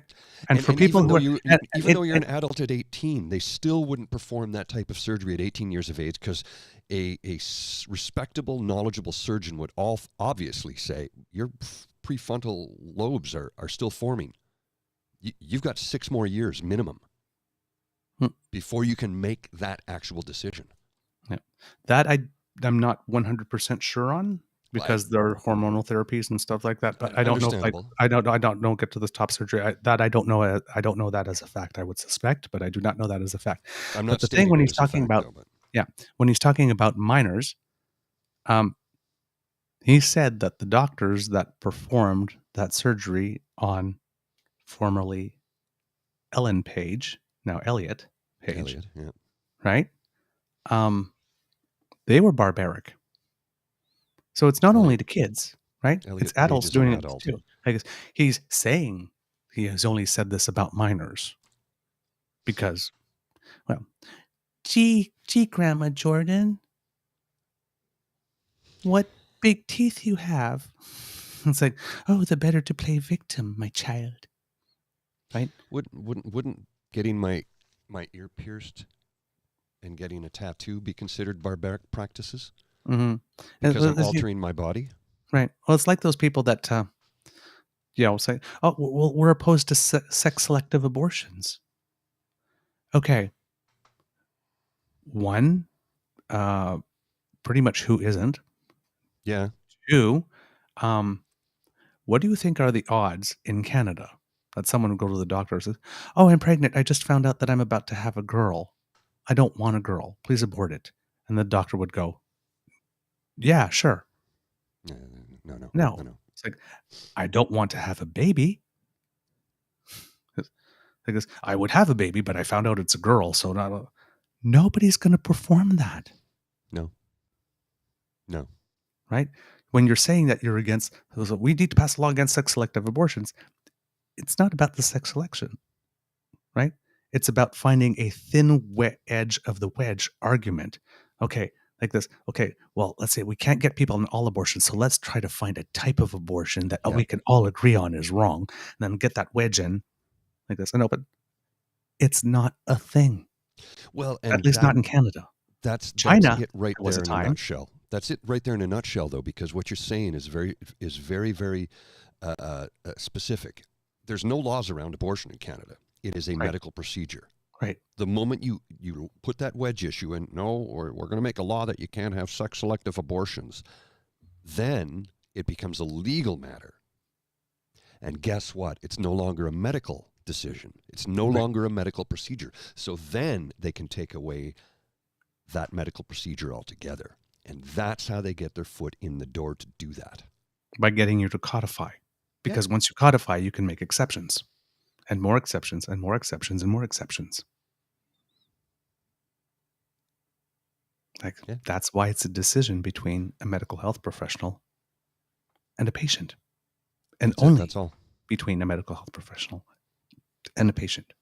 And if as a medical health professional, you have a conscientious objection to performing that, then you are legally required to direct that person to someone who will. Correct. Because it is first about the patient, not about your moral conflict. That's absolutely true. Right? Oh, yes. Oh, yeah. Linda, my favorite is post-birth abortion. That's called murder. Infanticide. It's not a thing. It's not a thing. Yes. That's murder. If the baby is born and then you retroactively abort it, that's a murder. Can't do that. There's a word for that already. But that's what I mean, right? Let's have fun with words. Mm-hmm. Fun with flags with Sheldon Cooper. Ah, yes.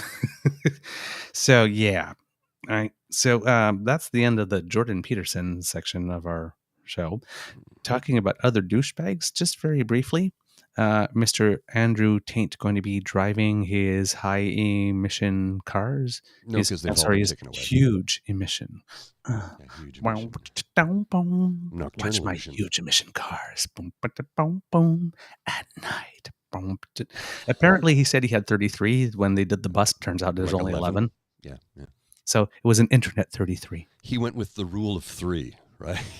Remember that from American Pie? Yes. But do you know the concept of an internet 8? No. On dating profiles, maybe it's a gay profile. It's a gay community thing.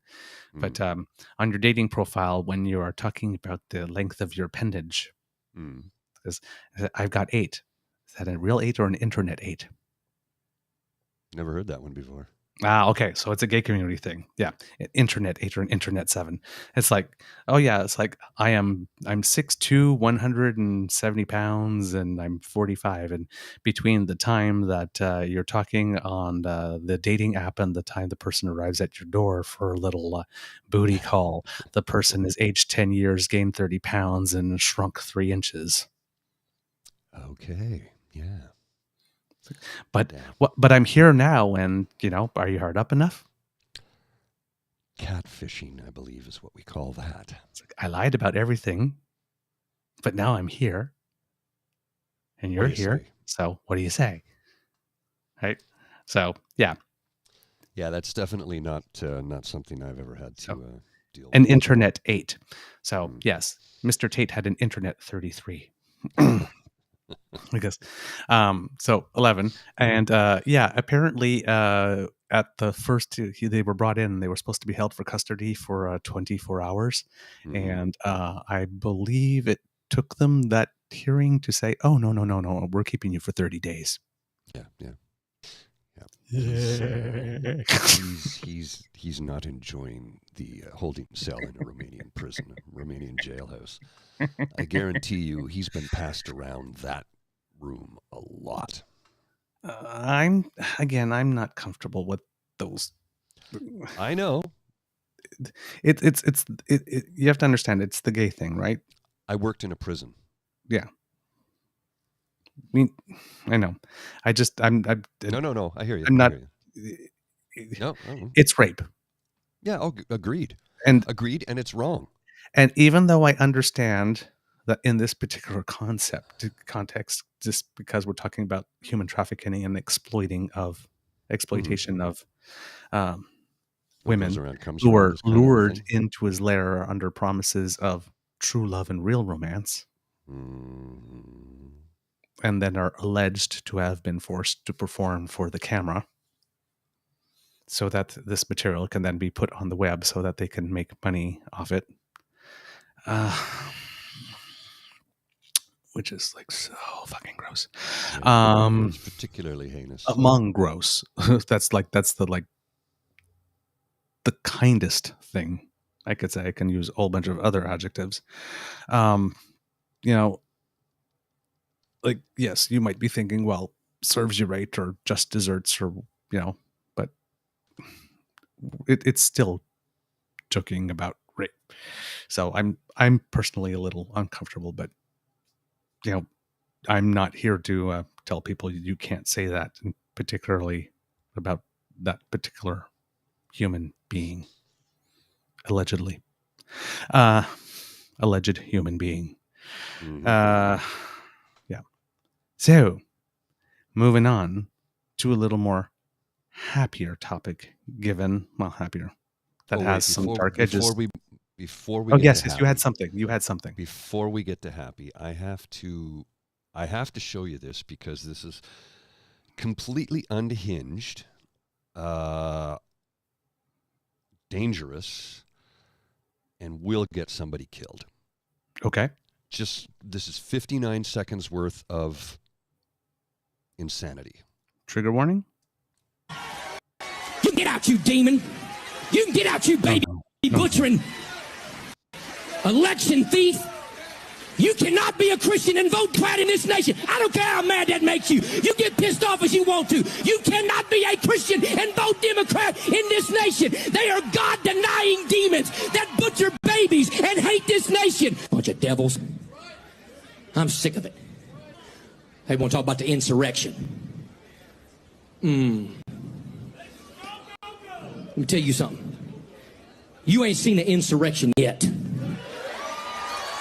You keep on pushing our buttons, you low-down sorry compromisers. You God-hating communist America. You'll find out what an insurrection is, because we ain't playing your garbage. We ain't playing your mess. My Bible says that the church of the living God is an institution that the gates of hell shall not prevail against it. And the Bible says that we'll take it by force. Unhinged pastor. No hate like Christian love. This person, he's been reported to the IRS because he's a pastor in a church and he's tax exempt.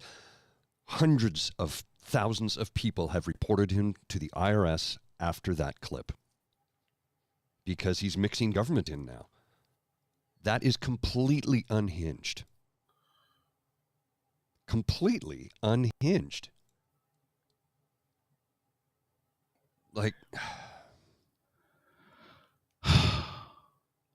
man, right? That is just, yeah. I'm seeing the comments from the kid. It's just, wow. I am beyond uncomfortable. I'm actually like right here. Yeah. I'm actually I know. feeling. But it needed to be shown. It needed to be seen. We need to understand what's going on. We can't be in the dark about this. This is happening in real time right now. That moved energy in my whole solar plexus area. Pay attention to it, because I'm telling you, need to be vigilant. This shit is real. These people mean what they're saying. It's dangerous rhetoric. Someone is going to get killed. It happened on January 6th. Police officer was killed, along with a woman who tried to breach the doorway, and they shot her. Yeah. This is dangerous. Yeah. Oh man. Yeah, since you're talking about that, on that, about January 6th, a civil suit has been filed on behalf of the late Officer Brian Sinek. and the suit filed alleges that former President Trump and 2 January 6 defendants are responsible for his death. So they're being sued, if I'm not mistaken, for up to $10 million, if you would put it up. The estate of a U.S. Capitol Police officer who died a day after the January 6, 2021 riots sued former President Donald Trump for wrongful death on Thursday, claiming that he incited his supporters to commit violence that day. The lawsuit was filed in the U.S. District Court in Washington against Trump on behalf of the estate of Officer Brian Sinek, who died at age 42 from a series of strokes on January 7th. Trump, quote, intentionally riled up the crowd and directed and encouraged a mob to attack the U.S. Capitol and attack those who opposed him, Sinek's estate claims in the court papers. The violence that followed and the injuries that violence caused, including the injuries sustained by Officer Sinek and his eventual death, were reasonable and foreseeable consequences, the lawsuit alleges.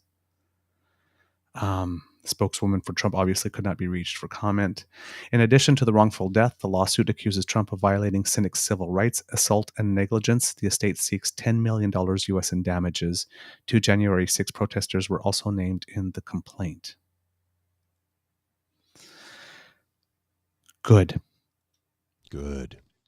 Sue for everything, every time. Oh, yeah. Yep, Once agreed. it costs them enough money, maybe this shit will stop. You know what? You have to go for the bank accounts. It's effective, right? It's going to cost me how much? I'm out. Right? It happens all the time. The minute you threaten their wallet, they go running for the hills. Yep. And thanks to Kit Jen here said, "Oh, Douglas, totally feel you. Don't let it make you sad. Let it steal your resolve to help facilitate change." And it does. But wow. Well, you know what it does? Wow. It strengthens my resolve. Yeah, but it strengthens my resolve. Imagine, see, here's the thing, and this is again why I have pity for these people. Can you imagine what it must be like going through life, feeling that persecuted? Nope. Feeling that you're living in a world so dark that you are surrounded by demons or baby killers, and it's like going all over the internet and the web and whatnot, basically screaming to people, "What you must understand about me is that I'm a deeply unhappy person with a dark soul." This is not a way to live. I feel so sorry, especially since I'm so hardwired for optimism. Like I said, right after considering all the alternatives and all my other options, why not settle on your default mode being optimism and happiness? Agreed. What is there to be gained? Nothing. From nothing to be gained, so much miserableism to be lost, or being a professional or a member of the congregation of Our Lady of the Perpetual Victim. Get down off the cross. We need the wood. It's not a life. It's not a life. You're not living. Because even if you're religious, okay, I am not religious at all. I'm somewhat spiritual. I'm not religious, but I have nothing against religions, especially if it happens to bring you something to your life that goes out and promotes you to do good in the world or be a better person or whatnot. And I see these memes, like this, if, I've seen this, like, from the tweet of God, right? I was like, or something like that. It's like, I love atheists because they're good people, they're good people just because they decide to be, not because they fear what I may do to them because of them, but even if fear of what might happen in the afterlife or whatever it is that you think happens after we die encourages you to be whatever encourages you to be a better person and do good in the world, I am all for. But I can give you a positive note. I'm going to inject real quick with a positive note. Breaking news from the CBC.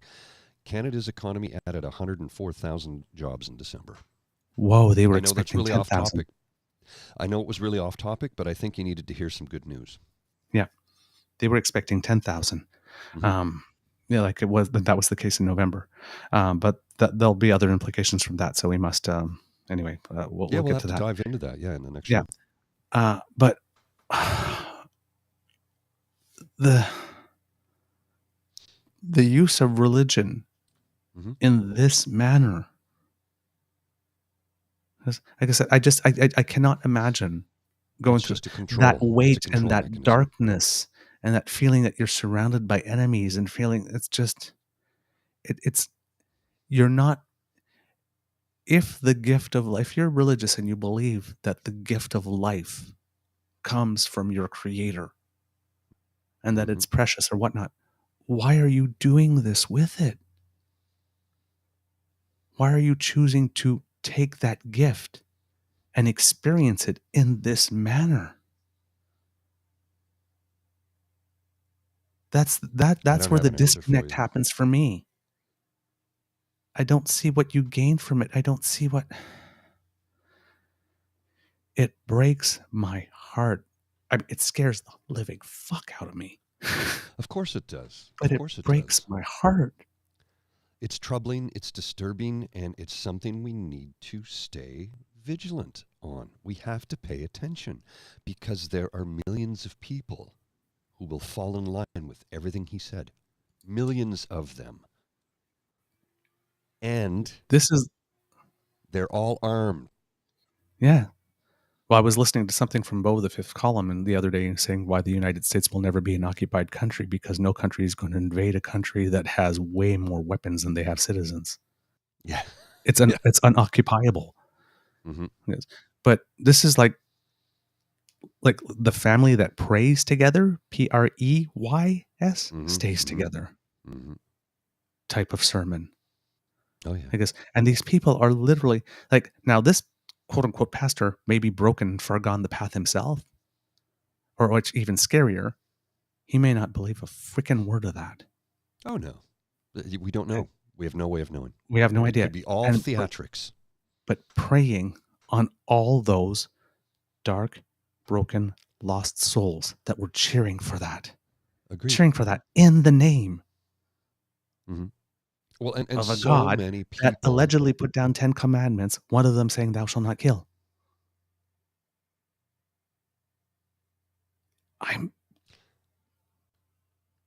So many people are looking for a sense of belonging, a sense of community. So those people are preyed upon, P-R-E-Y-E-D, preyed upon, and brought into the fold, and then they continue to do that. I mean, look, this is how cults get started.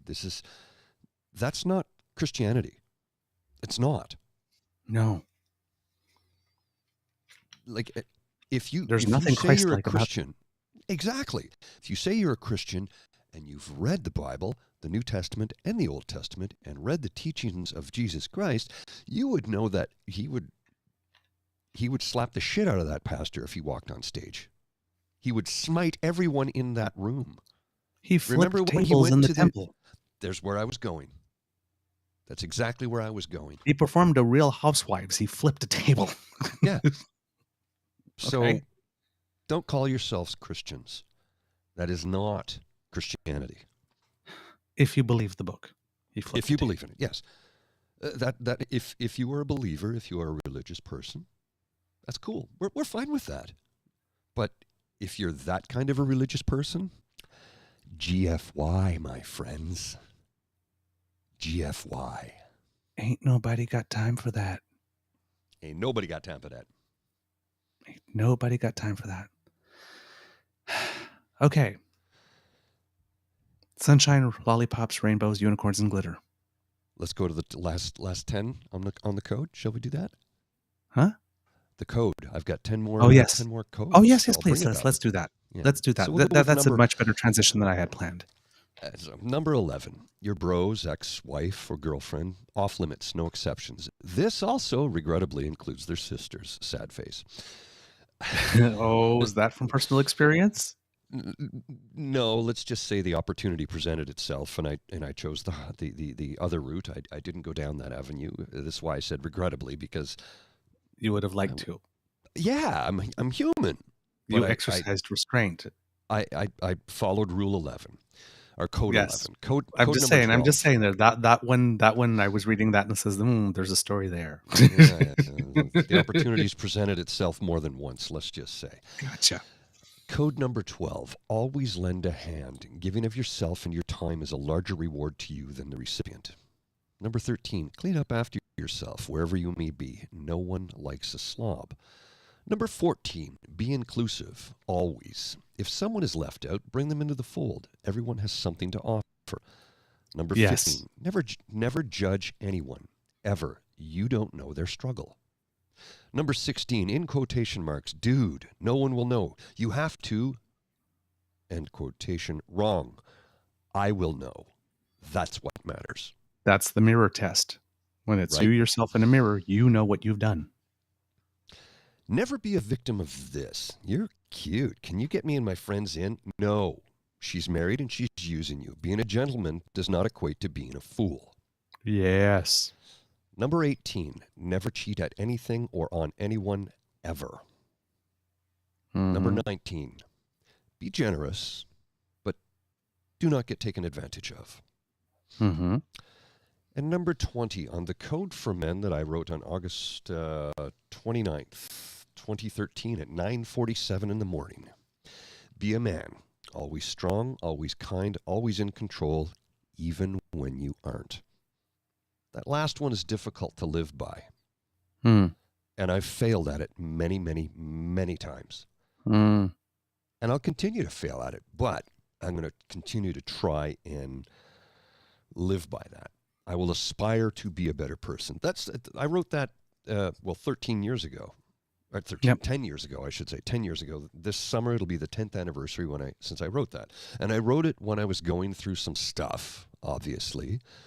And I was struggling. I was going through a severe depression, and I was in the midst of a breakup. And I was frustrated. So I sat down in the morning, and I wrote that out. And I did so because it was therapeutic, it was cleansing, and it helped me recenter and refocus. Now I do something similar every week or so with an ASMR YouTube chat. But those are 20 codes to try and live by. Now, I want people to take from that whatever they will. Yeah. If you'd put them back up, because I'm going to do a little confession time here because I believe in being transparent. Number 15, I have trouble with that one. Never judge anyone ever. Yeah, and look. I'm rather judgy. I'm a bit of a judgy bitch. I've struggled with that. I have. Because you're sort of an automatic thing is somebody does something really crappy, you're immediately going, what an asshole. And then I'm stopping and go, wait a minute, why did they behave in that manner? When I was much younger, I wouldn't have said, why did they behave in that manner? You're an asshole. Stop being an asshole. And a friend of mine helped me come to the realization that you don't know somebody's struggle. So how did they get to where they are? Why are they behaving in this manner? It's trying to understanding. I'm not always doing it. We all have, I could have had a rough day. I might be struggling that day. So my ability to try and be compassionate and empathetic and understanding might not be present in that moment. But I'm always going to work towards that. Well, I mean, it's difficult. It's just like, I think of this show, right? And we're like what a dick. Wow. I got to admit, I'm a bit of a judgy bitch. I was like, those memes where you see the people totally judging you. Well, and look, and let's go back here for a second. Number 15, never judge anyone ever. You don't know their struggle. Right. Yeah, except for Nazis and Donald Trump. Fuck them. Yeah. And then the number 18, and this is going to be a confession moment, never cheat at anything or anyone ever. I learned that one the hard way. Oh, I'm sure most of us did. And when I was 21, we've all made the mistake. When I was 21, I was in a relationship that had ended, but did not end officially. And I did not finish one thing before I started another. And by doing that, I essentially became everything my partner at the time thought that I was, but wasn't. And Well, what do we always say? When you know better, you do better. yeah, but You know better. You learn from that's that a mistake I've made. Yeah. Look, here's why we make mistakes, so we can learn from them. We don't intentionally make mistakes. We'll make mistakes all the time. I make mistakes every day. Hopefully, I can learn from every single one of them. Sometimes I don't know that I've made a mistake. Those are the difficult mistakes to try and correct. If you don't know that you've made it, which is why I say to my coworkers, if I make a mistake, if I do something wrong, if I step out of line, if I do, something outside of the technical aspects of my job, if I cross a line, tell me. I need to know right away, because I can't course correct if I don't know I'm off course. Yeah. Now the kids are providing us with a couple of laughs. We have Kid Jen going, laugh aloud. Me too. Judgy bitches forever. Oh, you're my kind of people. Kit Linda goes, there are people I feel comfortable judging. I'm good with that. Yeah. No. And again, well, it's what Jen said. What Jen said when I had it up there for a second. A little judgment. And I think this is true. It's okay if you keep the judgment to yourself. Mm-hmm. Right? You can be follows that that edgy person. Yeah, but she follows that up with a little judgment goes a long way. It's like saffron. I love it. And then of course we all learn from slutty mistakes, Douglas. Yeah. That's there's actually, for people who are self-avowed sluts, there's actually a book out there called The Ethical Slut, which has been very, very, very, very, very, very, very useful to me. The Ethical Slut, A Guide to Infinite Sexual Possibilities, by Dossie Easton and Janet Hardy. It's a very, very, very, very, very useful book. If you happen to believe in non-traditional relationships, if you happen to be polyamorous, or or like if that's your thing, and like there's no right or wrong. There are just right or wrong ways to go about things. Oh, that's good. That's good. I like that. Right? Often it ain't what you do, it's the way that you do it. Mm-hmm. Well, I'm going to go back to this for just a second. This is codes. The code for men. There's 20 codes. You got to remember, it's impossible to live up to each and every one of them. They're codes, not rules. They're not laws, they're not rules, they're codes. Try and abide by this code of conduct. Try and abide by it. I would not get mad at anyone if they broke all 20. And I'm sure I've broken many of them, which is why I wrote it out to begin with. Mm-hmm. Matter of fact, I'm pretty sure I've broken every single one of them. Mm-hmm. Oh, no, I never broke 2, and I never broke, let's see, number 2 I've never broken. Mm-hmm. Number 11 I've never broken.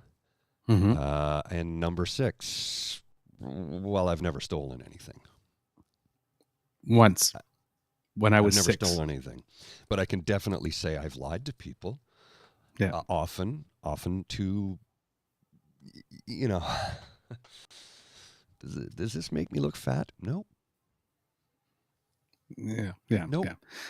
Now, yeah. As life is maintaining gone on, social niceties are technically they are still lies, but they are still lies. But as time has marched on, as I've gotten more closer and deeper with friendships, how does this make me look? You should not wear that. It makes you look terrible. I will be blunt. I will be polite. I will be kind. You shouldn't wear that. It does not look good on you. Don't wear that.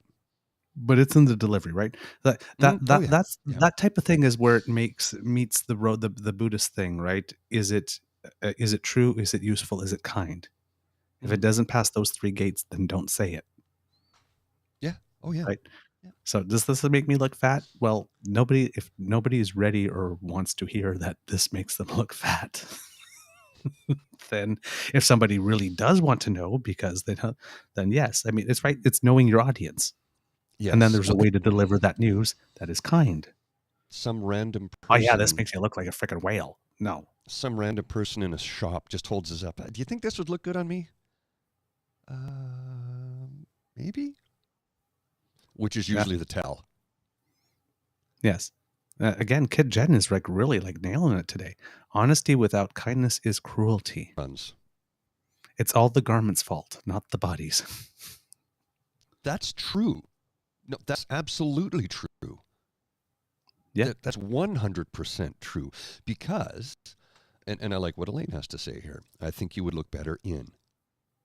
Yep. It is the garment's fault, because a poor fitting garment can make anybody's body look terrible. Trust me, I've put on some suits that I went, oh God. And some of you have seen me naked. I mean, you know, I don't think I have a horrible looking body. Oh, but darling. As someone who pitches from the other team, yeah, you do. I have a horrible looking body? No, you don't. Oh, okay. Well, you said I don't have a horrible. Yeah, you do. Don't have a. Sorry, I'm doing a double. Yeah, the weird negative. I was confused. thing. Sorry. No. That's it. It is very nice, and I'm pretty sure that everybody here who has seen that photo can attest to that. And that is an objective statement. Okay. Right. Difference between the flirting and whatnot. That is an objective statement. That's probably why I'm so wound up, because I too am a Cancerian. I'm July 5th. So yeah. Oh boy. But yeah, you're right. It's the garment. It's the garment, not body. It's always the garment. It is. A horrible looking or a horrible fitting garment will make anybody look terrible. Or the wrong color for you, or the wrong cut. Pattern, like I don't look good in patterns. And I think I'm not comfortable in them because they confuse my brain, and it's an ADHD thing, as it turns out. But here's the thing, Jen. I don't. I mentioned it once on Dean's show in anger, and everybody else keeps talking about it, not me. Everybody else is talking about it. And I even said that to James last night. I go, I mentioned it once, guys. Once. And I was angry, and I told them, the convoy people, what to do. And that they should choke on it. And everybody talks about it since then, but it's not me. Mm-hmm. Yeah, but all you have to do is put it out there once. Yeah, and then it just goes on. Emphasis on put it out there. We have a thing from a Kit Tim goes, oh, Pierre Poliver just posted a video defending Jordan. Mr. Grizzly. Oh, you have that? Yeah. Don't think I'm going to play it because it's 2 minutes and 37 seconds of him appealing to his MGTOW crowd. I don't want to hear his voice. But yeah, my stomach is a little off right now. For someone like I feel like. Hang on, I'll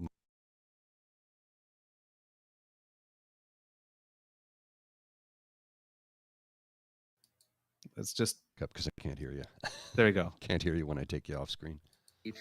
For someone like Dr. Peterson, therefore he must endorse everything Dr. Peterson has ever said. Well, of course.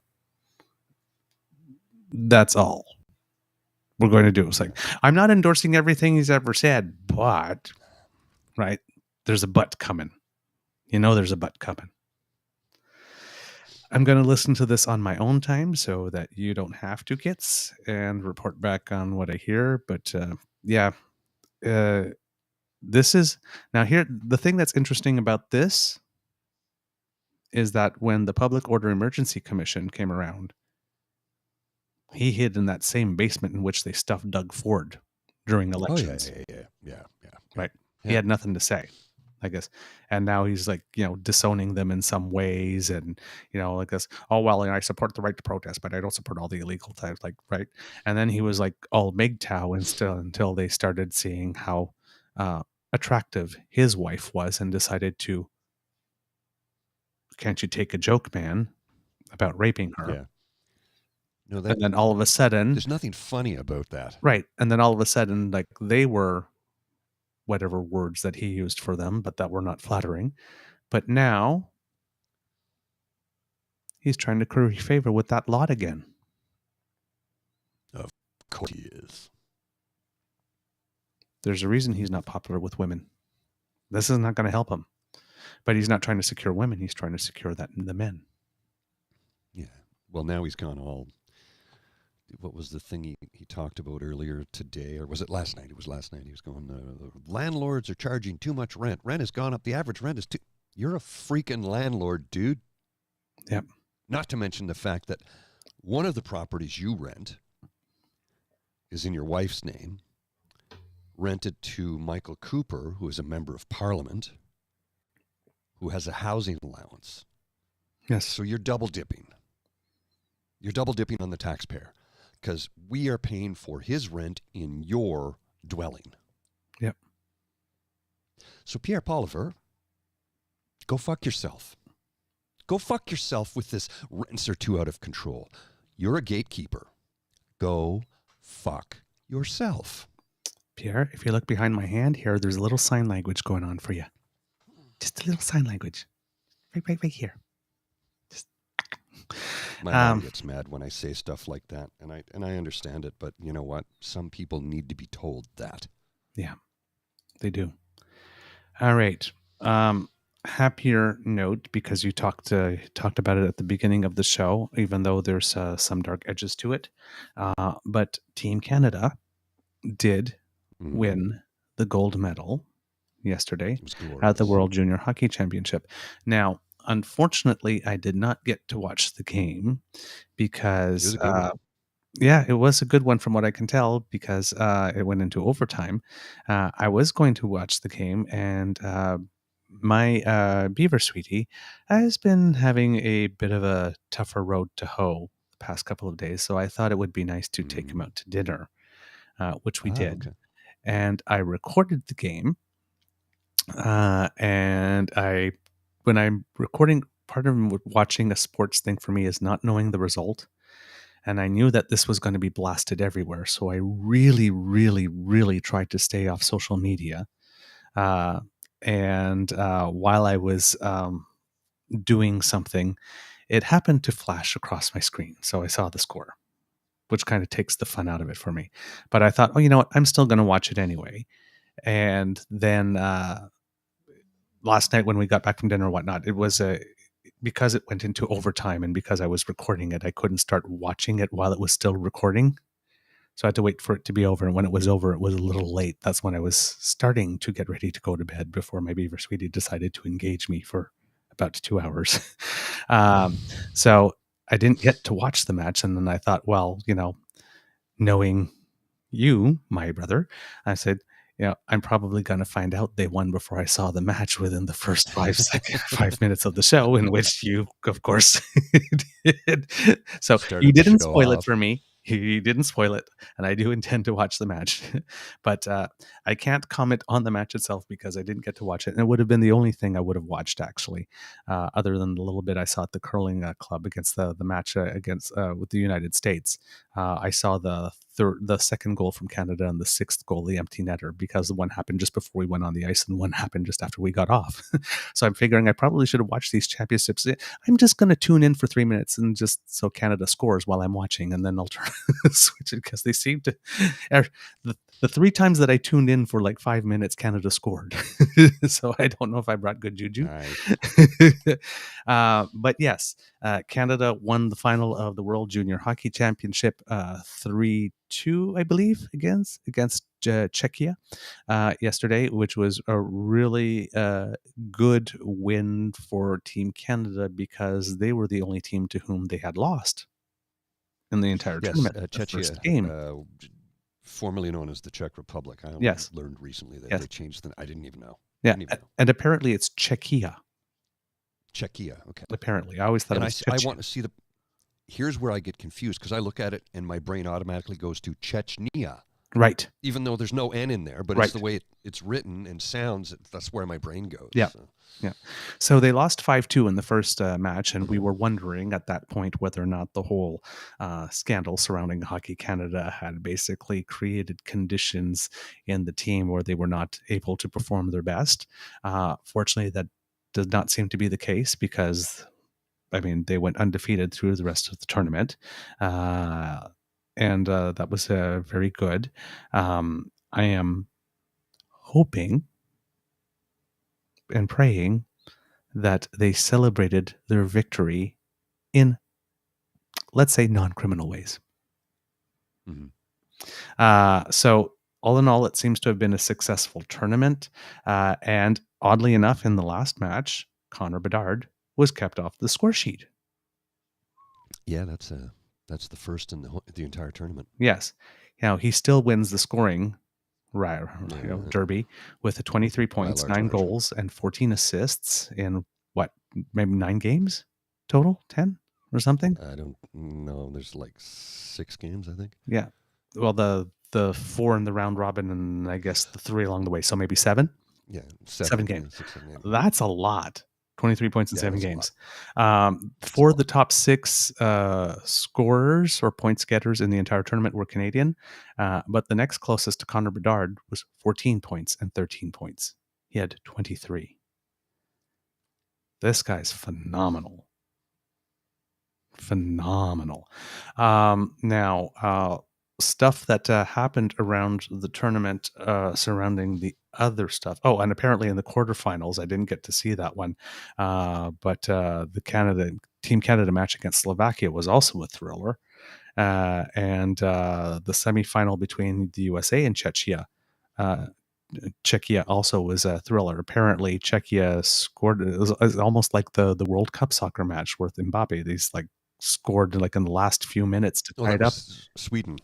Oh, that was Sweden. Sweden. Yeah, Czechia and Sweden. Sorry, yeah. Scored in the last minute or so, or this descended into overtime and then scored to win. So it seems that where the hockey is concerned, it was a good tournament. It was a very good tournament.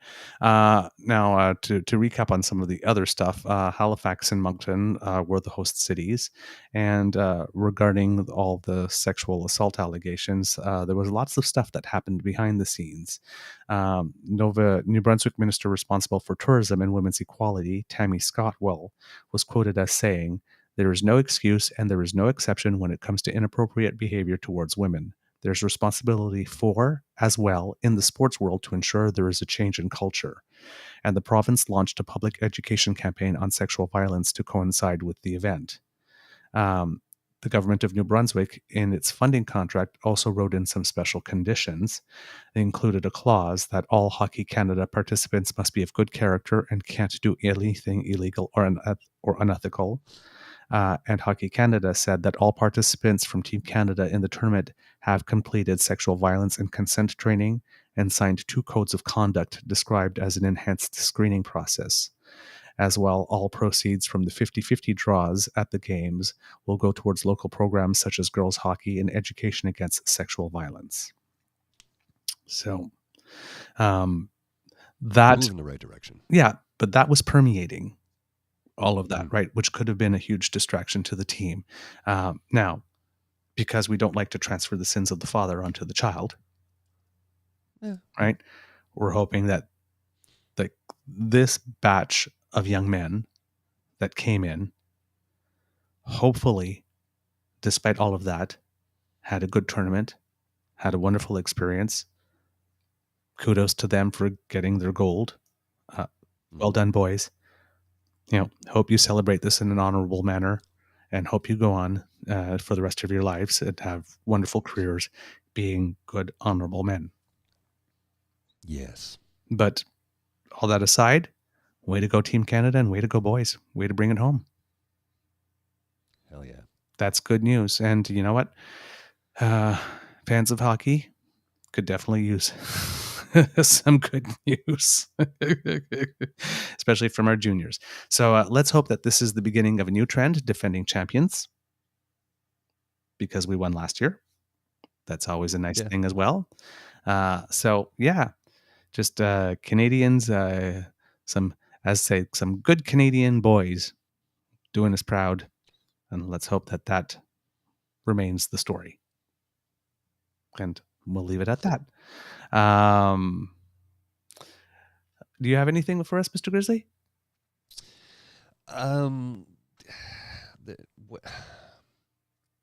This. Yeah. Okay. Oh, you know who this person All right, is. let's do that. This person, Diana_Murphy 613. So she lives here in Ottawa.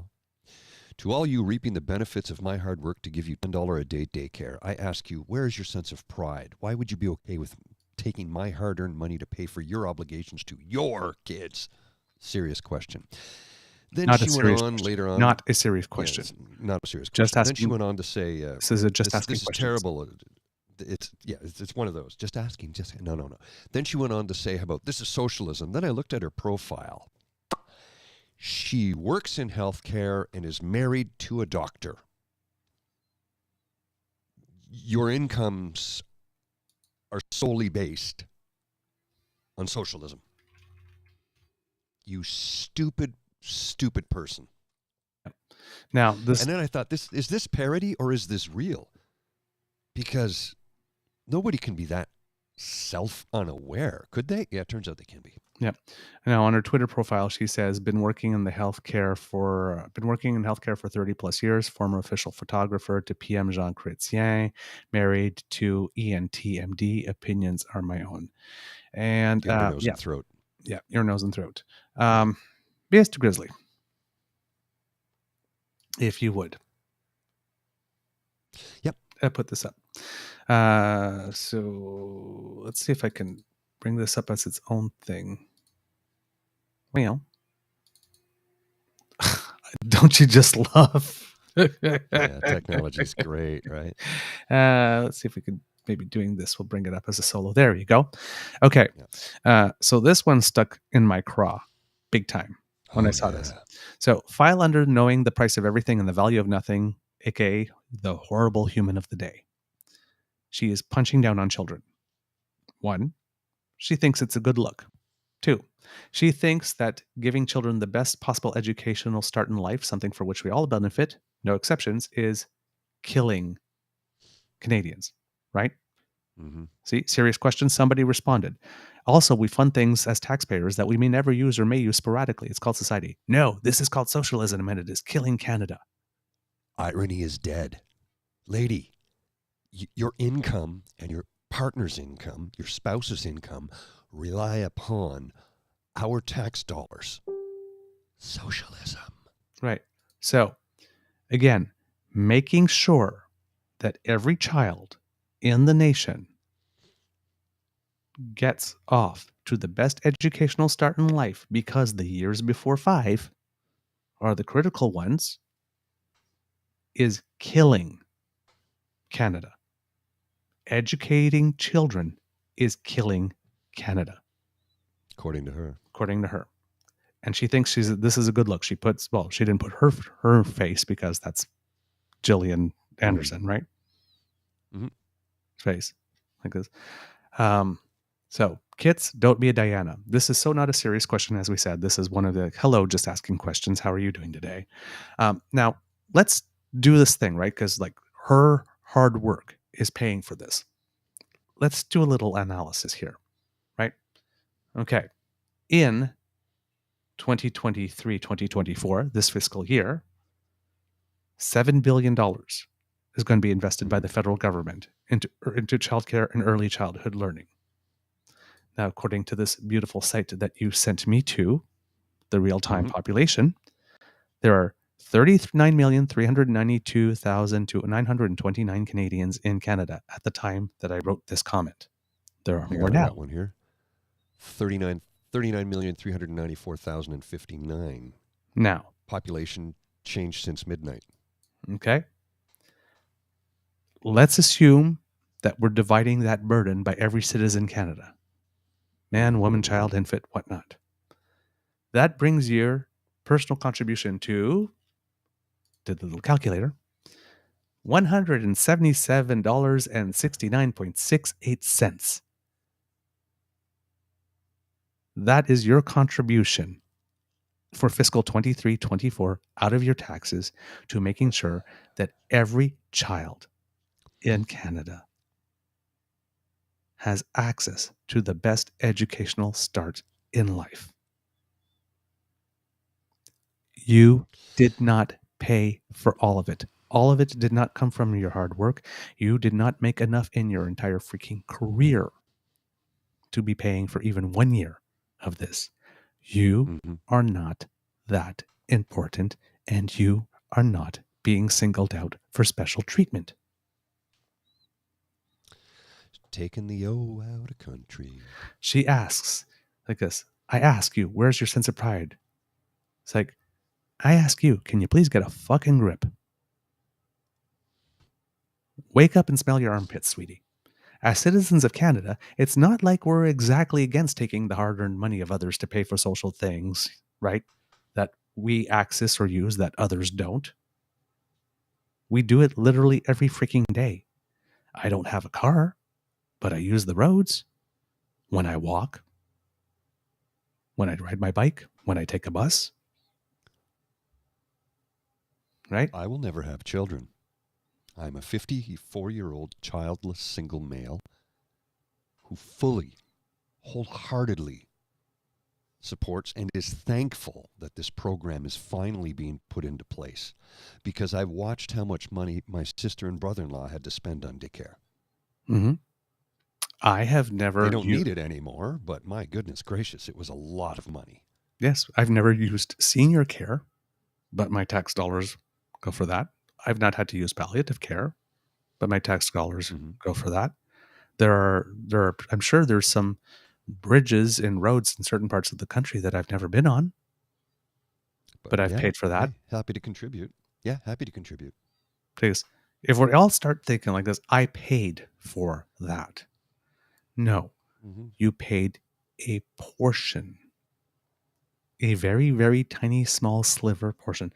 And every time I see some of these things, I think, gee, do you want me to, I'll write you a check for the fucking $173, right? Because that's $177.70 and declining every day as the number of people in Canada are increasing, right? So I'm, but then again, if you do that, right, then everybody's going to want their check for 100, and I just don't have enough money to write a $177 check to every freaking person who would complain about this, who's self-centered, and right. It's like, yeah, I remember a few years back, a friend of mine was explaining to me how, at the time, this is about 10, 12 years ago, at the time, if every taxpayer in the province of Ontario paid an additional $100, we could fully fund post-secondary education. Right. And I'm like, to whom do I write my check? I'll write a check for $200 right now. Who do I send it to? Let's make this happen. This should happen. Right. Right. We need to have an educated society. Right. Or we'll find ourselves in a whole heap of trouble. I mean, thank goodness we are the most educated nation on earth. Yes, we are. Yeah, we are, objectively. And I live in a city with probably the highest number of post-secondary education degrees in the world. And I don't mean just on a per capita basis. I mean just period. The population-wise, I guess you could say per capita, but say there's 1.4 million people in Ottawa-Gatineau, and somewhere around 75 to 80% have a post-secondary degree. Yeah, and here in Kingston, it's the city in Canada where there are the most PhDs per capita. Oh yeah. Well, I mean, you've got Queen's and you've got St. Lawrence College, right, and RMC. That's right. So 3 big post-secondary educations. Yeah, in a city that's smaller than Ottawa. Significantly smaller. A lot smaller. Right. Like a tenth of the size. Right? Yeah, right. So here's the thing, though. Educated children grow up to be adults who contribute, and will probably be contributing to keeping you healthy when you're in your senior years, Diana. Daycare also allows more parents to participate in the workforce, thus generating additional tax revenue sufficient to cover the costs of the program, and then some, as Quebec has proven over 25 years, without affecting the ability to fund social assistance. Because in a later tweet, she says we could be taking that money and funding social assistance. Now, where most people turn around and say, you would support, if you don't support daycare for children, you won't support social assistance. I looked on her Twitter feed, and she does advocate for the disabled community. So she's probably not an entirely horrible person. A broken clock is right twice a day, right? Yeah. So. And she asks, she needs to ask herself, where's her sense of pride and where's her sense of community? Because she's literally raging because we made a societal decision to give our nation's children the best possible educational start in life. She needs a history book and she needs a dictionary because that word socialism doesn't mean what she thinks it does. Diana, Poodle, it's not always going to be about you or your thing. That's what community is about. It's not always about you. Not always about you. Oh, hang on a second here. These people, I swear. And Kit Tim said down here, they don't realize they'll pay either way and way more. They just don't want to pay for you, so they delude themselves. Yeah. Pay now or pay later, but you're going to pay. You're going to pay. You're going to pay. Yeah. Yep. Kit BB, women who contort for the patriarchy, ugliness. Yep. And the patriarchy is not going to save you. No matter how much you contort yourself, no matter how white you are, no matter how much Christian you are, that's not going to save you from what the patriarchy has got in store for you. Just means they're going to save you for last. We keep saying that. The more you aid and abet, that just means you're going to be saved for last. Because you're useful. And that's all you are being viewed as, is how useful are you to their cause. And once you cease being useful, or once they've gotten rid of all the people that they've scapegoated originally and they need a new scapegoat, they will turn to you. Oh, yeah. It's the playbook. It's the playbook. You need to pull back and you need to take the off-ramp. Gee, boo-boo kitty. I feel sorry for you. Feel sorry for you. Again, that darkness. Again, a tweet like that. What you must understand about me is that I am a deeply unhappy person. You're screaming it to the world. You're screaming it to the world when you engage like that. Hello, darkness, my old friend. Jeez, people, come on, man. There are better things to do with your lives than rage about educating children. Yeah. I know. This is what we can say to her. And we could say this. And then, of course, my current favorite.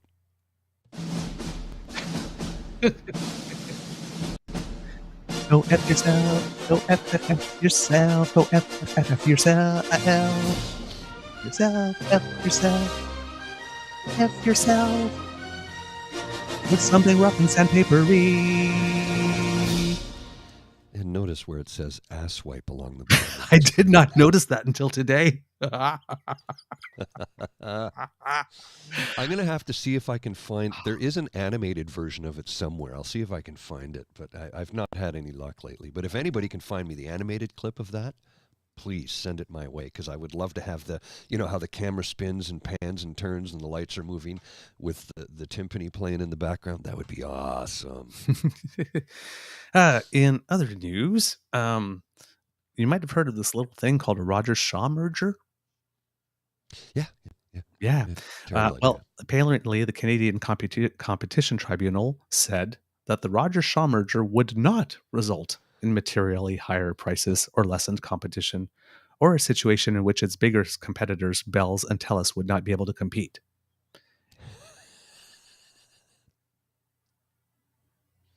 I'm sorry, I got to wipe the bullshit off my screen here. I think we were in the splash zone because I just like. Yeah, it's everywhere. It's every. I got some in my mouth. I got some in my mouth. Here, rinse. Oh, thank you. I think it's time for a little synchronized tea drinking on that one. Yes. Yummy. I have to show you something quickly. Oh, hold on. This one's very short, so if you could hold on to that one. The $26 billion deal would create the second largest telecom company in Canada.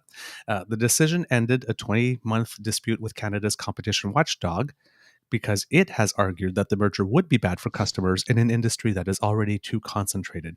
So the Canadian Competition Bureau says, no. Like, Nope. and the Canadian Competition Tribunal said, no, there's nothing wrong here. Now, the final regulatory approval must come from the industry minister, who can pull it back, which I really do hope in this case happens. But breaking news development, the merger apparently is on pause again because the Federal Court of Appeal, I think like within like 24 hours, granted an emergency stay to block the merger at the request of the Competition Bureau of Canada. And the pause will remain in effect until the court can hold more fulsome hearing on the matter. Juicy. Yum yum. Finger licking good. So stay tuned, kids. But yeah, the I'm not sure how you can arrive to the conclusion that creating the second largest telecommunications company in Canada by merging two in an area that already is suffering from lack of competition will not make things. Well, let's also let's remind ourselves what happened last July. Please tell us. Oh, that's right. Rogers went offline for 3 days. It's true. Completely offline. Mm-hmm. No internet, no cable, yes, no cell phones. 70% of Canadians lost access to the internet. And they want to merge? Yeah. My cell phone is with Freedom, which is owned by Shaw. If this gets merged, I'll become a Rogers customer. I don't want that. Mm-hmm. I like this functioning network that I have because I had to rely upon it to work on the Friday when the whole country went offline. Yeah. Is Ryan Reynolds Mint available in Ontario yet? He's actually trying to get it to Canada. He's working on it. He's actively working on it. But there's a million loopholes and hurdles, and they'll be like, well, it's got to be a Canadian thing. And I'm like, oh, fuck off. Just give me a goddamn choice. Yeah, really? Give me a choice. Really? It's Robellus, Rogers, Bell and Telus, and Freedom, which is Shaw. Right. There's 4. There's literally 4. And if you happen to be in Quebec, you have Videotron. Yes. Yeah, and get Videotron in Ontario. Oh, you only can? Like okay. Where I am. Yeah. Ottawa customers, Eastern Ontario customers can get it. But basically, where you are in Kingston, it's not an option. Right. Right. Oh, yeah. And Kit DaCosta has to. I'd have an 819 area code number, though. Yeah. Yeah. Yeah. Kit DaCosta had to leave us to pretend that he's working. To pretend he's working. Man. Geez. So thanks for dropping in. And hello, Kit Saucy. You joined us. So nice to see you. And hello, Kit Tim. We've quoted you a couple of times, but we haven't officially said hello to you yet. So there you go. And I believe hello, Kit Elaine, because I'm not sure if we said hello to you this morning. But good morning to all you beautiful people. We'd just like to make We've been going for 2.5 hours. Give you a little shout out, right? Because we appreciate you and we love you. This is true. Now, I have to drop this. Yes, one please. In. So you know how effective January 1st, pharmacies are able to prescribe medications, right? Yes, for 13 different conditions in Ontario specifically. Right. Yes. Right. Check this out. They can also extend your prescriptions. Oh, so they if can. You have a prescription. Oh, yeah, they can now extend it. Oh, I did not know that part. No, that's convenient. Yeah, for $15. Okay. On top of what you pay for the script. So there's a $15 renewal fee. Yes. Which is a cash grab by Galen Weston. Yeah. Well, I mean, on the opposite side of the spectrum, of course, they have to do that. They can't just do that automatically. They do have to call your doctor like this and get the facts and whatnot. There are people that are work hours for that, and so it's saving you that. But I mean, it's fee for But script. I already do that. Yeah, I already do that with shoppers. Yeah, because I have all my scripts right around the corner. Yeah, then they don't. Then you can't be charged that. That's right. Because what'll happen is if a script is running low or it's about to run out, I just pull up the phone number, I dial it in, and just hit reorder, and they go, "Oh, you can't reorder, you're out." We'll connect you to a pharmacist. Yeah, I need to, I'm about to run out of brain medication. Could you please? Oh yeah, no problem. We'll take care of that right away. And then I get a text message an hour later, your prescription's ready to be picked up. Well, that would cost you 15. Cost me nothing. Yeah, but that would cost you 15 now. Yes. Yeah. So before it cost me nothing. Yep. Now I got to pay $15. Yep, that's true. Cash grab. Cash grab. Privatization under Doug Ford is going to fuck us all over. Yep. Oh darn, what was I going to say about that? I had it and I lost it. Oh yes, and as you mentioned on the previous show, I was able to look into it, and yes, indeed, the fee for filling in the prescriptions for the 13 ailments for which you no longer need a doctor's prescription, you can get it directly from the pharmacist, will not cost you directly out of pocket, but yes, you will have to present your OHIP card. So, but as you mentioned, like this, yes, you will have to present your OHIP card for that service. And again, I mean, it's, if you were going to the doctor to get the script, you would be presenting the OHIP card. You're going to the pharmacist to get the script. You present. So, I mean, it's the same thing. It's a different point of access now. It just the means doctor more will money not for be getting Galen. the money. That's right. The doctors who have been increasingly, and under the McGuinty government, were asked to work more for less. Yes. They actually shaved down things they could bill for. You know how patients used to get angry about, when I go to my doctor, they're like, you can only talk to me about one thing. I'm like, because they're only allowed to bill for one thing. You used to be able to go to your doctor and you could talk about 4 different things and they could bill for 4 different things. Well, the McGuinty government changed it so they had to have a separate visit each time so they could bill. They couldn't bill for 3 or 4 different things in one visit, which means it's created a headache for patients across the province. It's created a shit ton of additional administrative work for all the physicians. It's just a stupid thing. And look, everybody goes, oh, you're a liberal. I'm like, no, I'm shitting on Dalton McGuinty for this one. He's a liberal. I hated that guy anyway. He was a dork. He was a dork. McDoily. Oh, and yesterday I scolded Chrystia Freeland. Ooh. I thought I should relay Please this do. information to you and to the kids because, again, as we always say, we will call out bad things when we see them. Yep. I tweeted to her, I admire you a great deal. You're brilliant, you're articulate, you're so well-spoken, and will someday make a great prime minister. However, working at a food bank, volunteering at a food bank as a photo op and saying how the food bank does all this great work in the community that you're in is not a good look. It is a failure of our government, our nation, and our society that food banks exist in 2022. I admire you. I think you'll make a great PM. But if you want to go and volunteer at a food bank, do it without cameras present and don't tweet about it. Because this is terrible optics. Mm-hmm. Food banks should not exist, period. Mm-hmm. And governments saying, get out and support your local food bank is a failure of that government. Yep. And I know it's a provincial matter, and she's federal, but you're going about it the wrong way. Yep. I agree with you on that to a certain point. Because yes, I agree you shouldn't. The part where they're not necessary, and that's a failure of society, I agree with you 100%.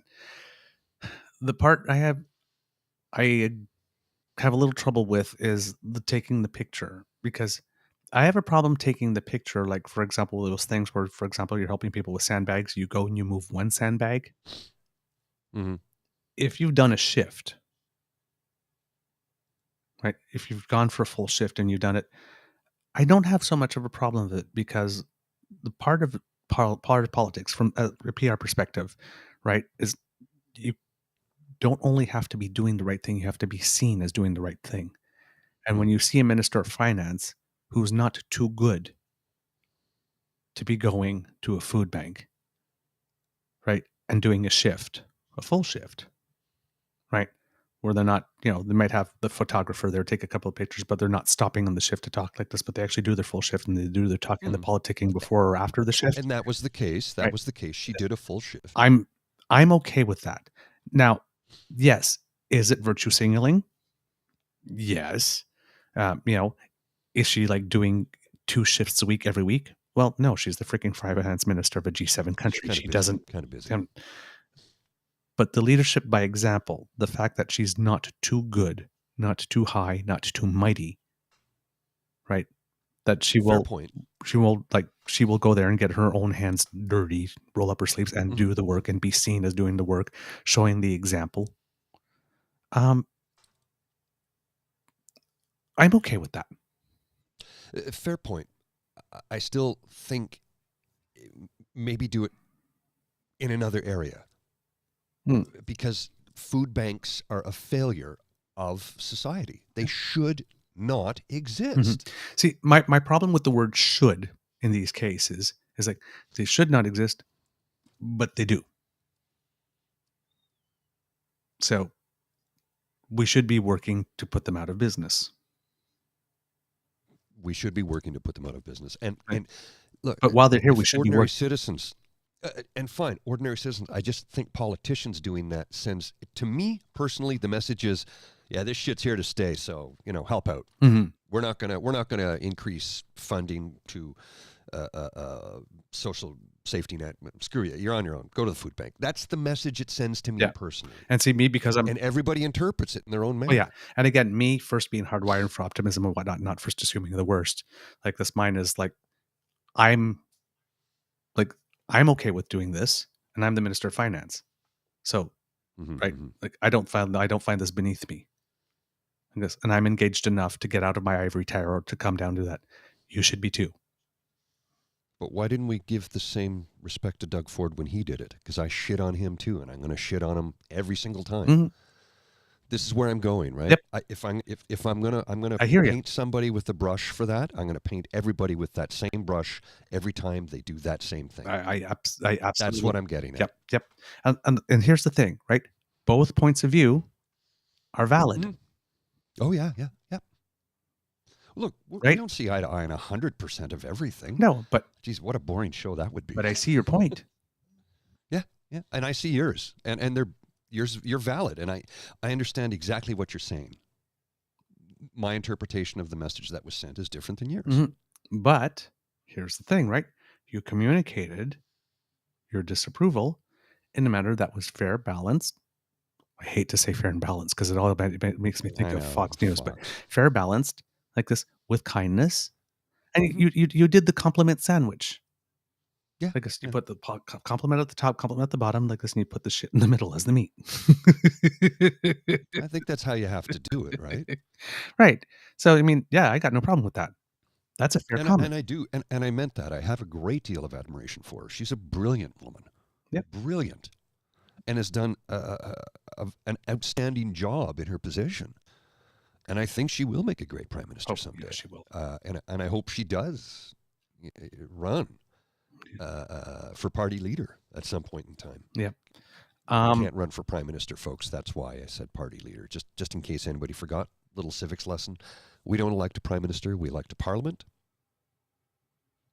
The leader of the party and that wins the majority of power, or or wins the position of power, that leader becomes prime minister if they so choose. They don't have to take the position. They could hand it off to, another leader if they wish, or another member of the party if they wish. I've never seen that ever happen. Yeah. Now we have Kit Jen again says we shit on politicians equally, no exceptions, and the reason we shit on them is because manure makes good things grow. Yeah. We want to cultivate some goodwill. I'm stretching here. Reese hit the nail on the head with this one, though. Yep. Unfortunately, some people think that others don't work hard enough, are seen as lazy, and that's why they need food banks. There's a problem in our society, not just politicians. It's American rhetoric. And yes, you are correct, Ree, because what needs to be stated is people punching down on those who cannot punch up, so they feel better about themselves. Oh, you're just lazy. Really? That person works 60 hours a week in 3 jobs, but they all pay shit wages. There's a bigger problem here. Mm-hmm. And why do they work 3 jobs and not 1 full-time job? Well, they can't get 40 hours at one company. And if you work for a national grocery chain, they don't hire anybody full-time because that requires benefits. Mm-hmm. That right? should be legal. So you probably work 20 hours a week at one retail location with Wally World would come to mind, and another one with a big L. And if you work at those 2 ones, neither one of them are going to give you 40 hours a week. So you probably need a third job just to make up the difference because they all pay terrible wages. Yep. So there's a problem here, and the problem is the minimum wage, which everybody seems to think is the minimum legally you can pay somebody. It was never designed for that. It was designed to be the minimum amount you need to have a livable wage. Minimum livable wage is what it was meant for in the very beginning. You need this much per hour at 40 hours a week to live. No, it means that's legally the least amount of money I can pay you. That's not what it means. Right. Let's see, what else do we have here? I've watched 2 of the 3 year-end interviews with the Prime Minister. I've not seen them yet. Yeah, I watched the one with on Global because everybody forgets about Global. But Donna Friesen had I like Donna. Had one. I watched it. I really enjoyed it. I found that the interview was engaging and informative. That she asked some really good questions and pressed well when needed. In the interview, if you listen to it, there's a solid bit on the interference from China in our elections within the first 10 minutes, in which the Prime Minister does a little bit what he did at the Public Order Emergency Commission and gives us a little political literacy lesson in there, which is good. I like it when he does that. And in the middle 10 minutes, when it comes to speaking of cost of living pressures and reconciliation in particular, he shows a level of empathy and care which of his conservative opponent appears incapable when he's speaking of the same issues. And as I keep on mentioning to you kids, the battle between Pierre and Justin is going to be a battle of tone versus countertone. And you can see in these interviews that the Prime Minister is doing very well on adopting tone. The second one I watched was the one with Rosemary Barton for CBC. And that one, when it came out, I hadn't watched it yet, but all over Twitter, there was, she got raked over the coals. She took a lot of flack for interrupting the Prime Minister during the interview. And they're basically saying that she was rude and disrespectful. I watched it, and that criticism was, in my opinion, completely unwarranted. That's okay. That's what I thought too. Yeah. I didn't see the whole thing, but I watched it and I was like, are we that thin-skinned? Because I didn't see that. Stands. They're on both sides. They're on every political party has their share. I read so many tweets about, and I'm like, I've watched Rosie Barton for a long time. I've never known her to be like that. Well, I've never seen that type of behavior from her. I don't know her, so I can't say I've known her. But so when I read those tweets, I was like, but did she? Because I didn't see that. Yeah. I didn't see the entire interview. I only saw snippets here and there, and I was kind of like, I don't think so. If you had taken the snip, you could have gotten that impression. Maybe. if you were that type of person that was predisposed to seeing that, right? It's a bit of a Rorschach test here. But the year-end interview was wide-ranging, and she does interrupt them like this at a certain parts several times. But she's interrupting him and basically pressing him to give more substantive answers, which he does. And she doesn't do it in an aggressive, like, it's sort of like this conversation we had about the food banks. Yeah, but this thing, yeah, but this, and we went back and forth, right? A little bit, right? Like we challenged each other in that one. Oh yeah. Right. Like, well, how about seeing it this way, seeing that? Yeah, I see that point, but there's this too, right? And so there was that. It's journalism. She asked questions that were unpopular with a segment of the community that really, really, really, really, really, really, really likes the Prime Minister, of someone who was popular. The issues on which she pressed were reconciliation and Quebec's Bill 21. They are issues, in my estimation, on which challenging is welcome and required, because it's way too easy to go into the platitudes and just leave it at the surface level. Let's dig a little more. The Prime Minister handled himself quite well with the challenge and actually showed a great deal of humility in those answers. My only critique about that particular interview, and it's one I've made on the show before, is that he's not doing enough to fully explain the federal government's strategy on Bill 21, right? That's the one in Quebec about the ostentatious religious symbols. And we talked about that teacher in Chelsea, that Muslim teacher in Chelsea that lost her job teaching in the classroom because she happened to be wearing everybody hijab. loved her. Everybody loved her in a time where the Quebec government is crying about that they don't have enough workers, particularly in education. But they had the luxury of foregoing one that was doing a good job and was well loved simply because the fact that she is living her authentic life out in public. Like I said, I've said this before, right, about these things, these Bill 21 things and the bathroom bills for transgender people. The objective is to limit the ability of people we don't like to exist in public space. If you cannot hold a job, if you are so devout that you wear a hijab or a kippah or any other religious symbol, if you can't hold certain jobs and you are not willing to not be devout, then you don't get to exist in public space. And those who are offended by that don't have to see you. That's what these things are about. If you are transgender and every time you go out, you can't go to a bathroom, that limits how far you can go from home. That limits your range. Yeah. Oh, yeah. Which Absolutely. limits the ability of people who are uncomfortable with transgender people to see them. Oh, yeah. The goal is to limit people's ability to live in public space. And I keep on saying that for Bill 21, it should be challenged on a taxation base because these people are paying equal taxes without the ability to access equal services. It's a taxation. Oh, yeah. You're never going to win on the human rights and the religious argument, but you can win on the tax argument. And nobody's brought it to court on that basis. However, when it comes to Bill 21, the Prime Minister is saying, yes, I stand against it, and I've said that I stand against it, and I said that when it comes to the Supreme Court that we will intervene. He goes, but why aren't you doing it now if it's a fundamental human right like this? And there's that part of the answer there that he is missing, that he does not say. Now, the real politic of the situation, the ugly underbelly, right, because this is politics, and politics is a blood sport, and there's a game, and you can't give advantage. And so in the game of politics, the real politic of the situation is that this was a bill presented by François Legault, who is still wildly popular in his province. Nobody's forming a government or a majority without Quebec. Not happening. Right? Not happening.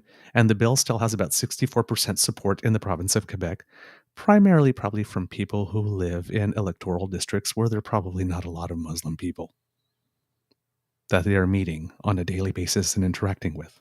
There are 78 electoral districts in Quebec. Not all of them are in Montreal.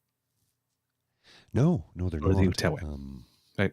There's absolutely nothing the Prime Minister could do at this stage in the process that could concretely help without costing him major political capital in the province of Quebec. At the first goal of a political party, other than providing good governance, which it should be, is winning elections. That's why political parties exist, right? To win elections.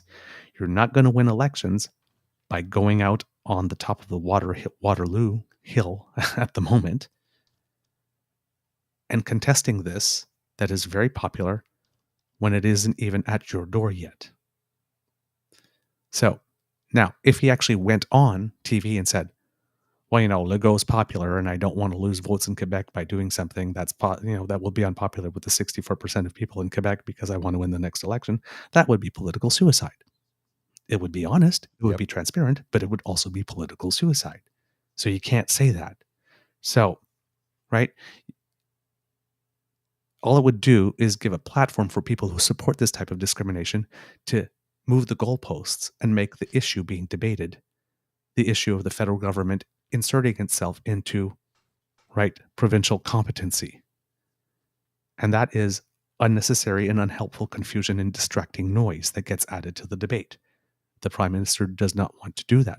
does not want the debate to be about federal government interference into a province's area of competence. He wants the discussion to remain about the discrimination. So it's not time for him to take some type of action. The political reality forces him to wait for the issue to eventually get to the Supreme Court of Canada. When it does, and then it becomes the federal government's duty to intervene on behalf of the National Charter. So this is not about not caring about the issue or not wanting to stand up for the Charter, but about strategically choosing the right moment in the process to step forward and use whatever political capital and power that you have. Now, if I were providing his PR advice directly, the line I would be giving to him and that he should be saying is, there's a process at play, and each step must happen in its own time to keep the focus on the fundamental human rights being adversely affected by the law. Right now, the process remains within the province where we hope it can be resolved. But failing that, should this issue reach the Supreme Court, of course we, as a federal government, will do what's required to stand for the principles, values, and fundamental rights enshrined in our Charter. That's the line that is missing when he's talking about this, and I really wish he would say it.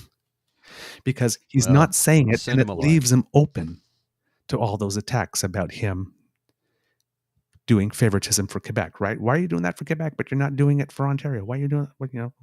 Like you let these people do this in Quebec, but you didn't do it for Alberta. If you would just say that, it wouldn't matter to the people who want to persecute him like this or paint him as horrible just because of the fact that he's breathing and he's a liberal. But for the majority of Canadians, our silent majority, for whom rationally and radically reasonable is the sweet spot, that answer would do enough. That answer would do enough. So I still have the one for with Omar Sachedina from CTV to watch and report back on. Mm-hmm. But from the first two, kids, if you do have the time, they are actually really worth watching. The way he's, I heard the one with Omar was really good too. To watch the way he handles himself. But I heard the one with Omar was really good. I have not seen it yet, but I heard it was really good. I have not seen it. I watched the first couple of minutes, but I haven't watched it fully yet. So I can't contribute yet on anything about that. Let's go back to JP for a sec. Okay, sure. You got to see this.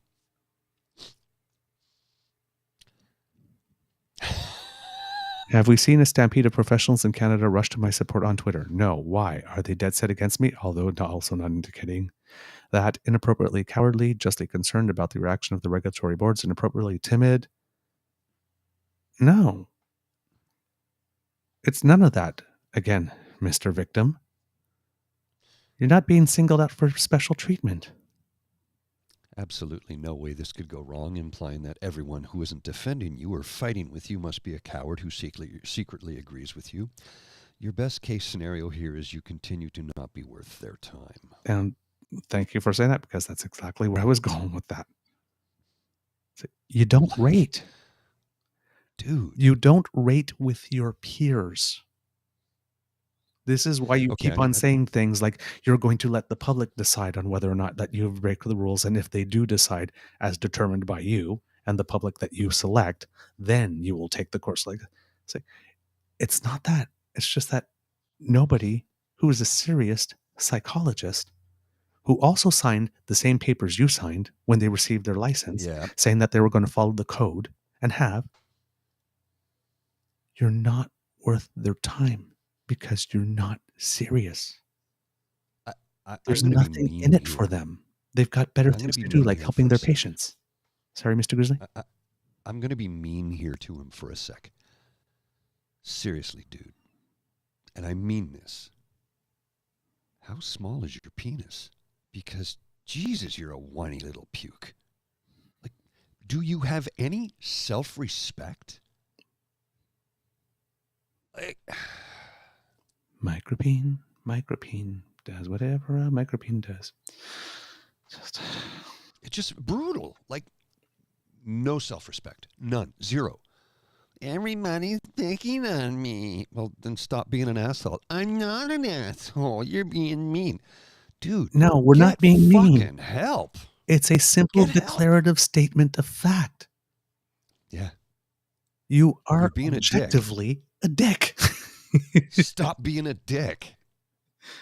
It's not that difficult to do. Stop doing what you're doing. Shut your mouth. Go away for 30 days. Meditate and think about what you've done. Engage in it is better to keep your mouth shut and be thought a fool than to open it and remove all doubt. Yep. Silence is an option. We're talking about Dr. Meat Sweats here. Kiss Aussie. Dr. Meat Sweats. We talk about Millhouse and Dr. Meat, but it applies to both, really. But it does apply. Unfortunately, Dr. Millhouse is not. Not Dr. Millhouse.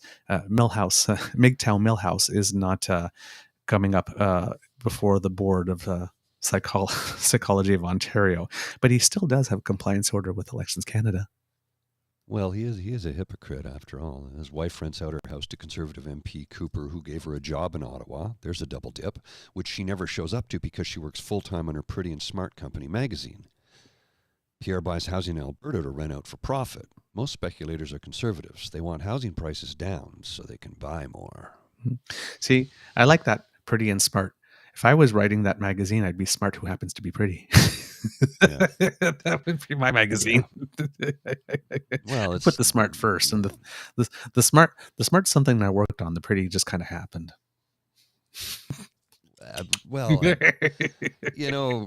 Smart outlasts pretty because pretty doesn't last forever. Pretty is temporary. Yeah, we keep on saying. It's short-lived. Yeah. And some people it's more short-lived than with others. Yep. Let's keep on saying, being skinny ain't worth shit if you're ugly inside. Just saying. Some people it lasts forever. Audrey Hepburn, case in point. Stunningly beautiful till the day she died. Yep. A couple of other little points that I noticed over the past few days. We're not hearing it a lot. I wanted to show you this quickly. Huh? You'll like this. Okay. I wanted to show you this photo real quick. Yes. Because I was segueing there with stunningly beautiful. Okay. Yes, till the please. day she died. Yes. Ms. Jamie Lee Curtis in Oh, Vogue. damn, girl. Damn, right? Girl. Now that's a dress. Miss Curtis, still rocking it. Holy crap. Still rocking it. And what I love about Jamie Lee is she's taken no surgery whatsoever. Right. Refuses to do it, doesn't do Botox, doesn't do it. Right. And I'm not judging anybody who does those things. But to deny doing all those things, to deny those things, to not do all of those things and still be a working actor in Hollywood in 2023? Holy shit. Mm-hmm. That's a testament to her skill and talent as a performer. Oh, yeah. And plus, she's loved. Well, she's loved. I mean, she's 64. Yeah, I know. That's what 64 can look like in 2022. Yeah. 2023.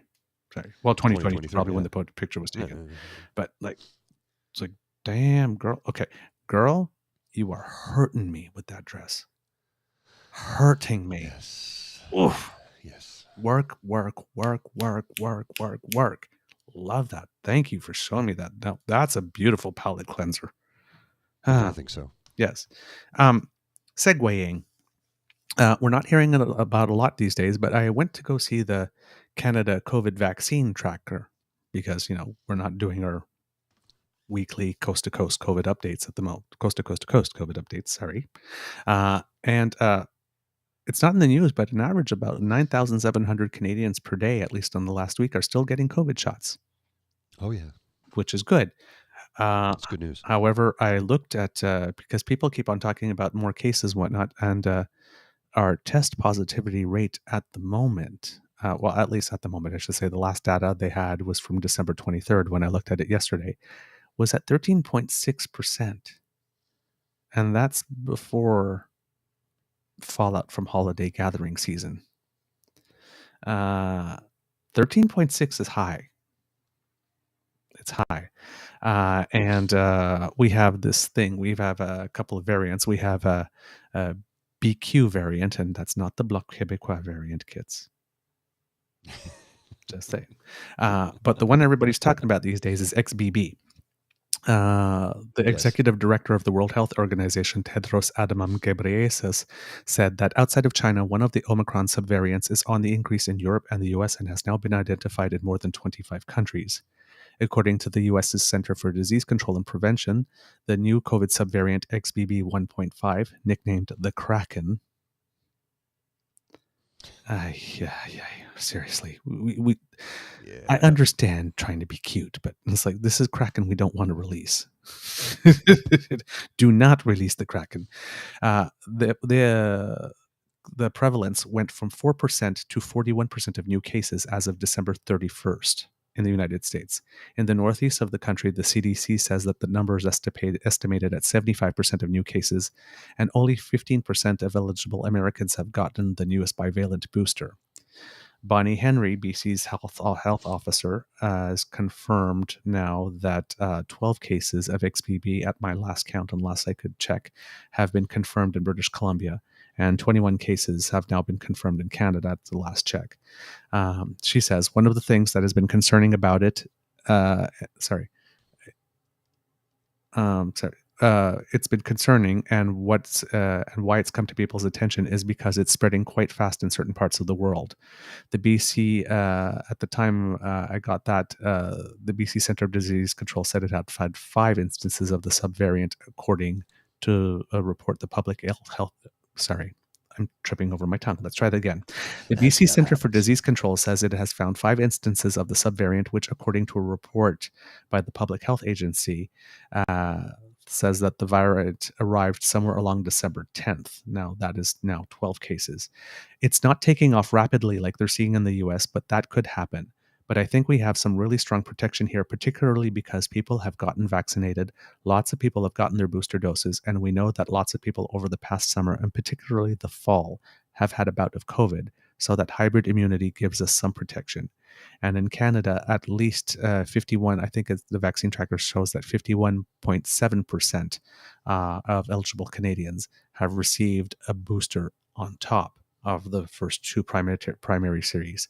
I don't know what the numbers are for having taken the bivalent booster, but you probably do want to do that when you have an opportunity, because the bivalent one is providing additional protection against various forms of the Omicron subvariants, specifically because the first 2 and the first 2 boosters we got from them were not designed for Omicron. The bivalent booster is. So that's the one thing we said. If you happen to have gotten your first 2 and decided to skip the next 2 boosters, do take the time to get your bivalent one, because that, of the 3 eligible boosters, that's the one that matters most. The latest Canadian data for the week of December 11th says the XBB 1.5 variant was present in only 0.6 of analyzed samples. And the officials at the CDC says that there are no signs this variant causes more severe illness than others, but it does move faster and spread easier than other strains. Okay, I've got one more. Bad. I know we have to wrap up soon, but I've got one more thing. So, but please, kids, go get your bivalent boosters if you can, and do get your flu shots if you haven't already. Please. And I see a kid PJ saying someday soon I won't be a shut-in. Thanks, Doug. Just in time for the time of the year. I barely care. I'm so sorry, but yeah. I do want. We keep on saying we do it for purely selfish reasons. We love you and we want you to stay with us and come keep listening to our show, and we love sharing with you. So that's the reason we keep warning you. So just up your mask game.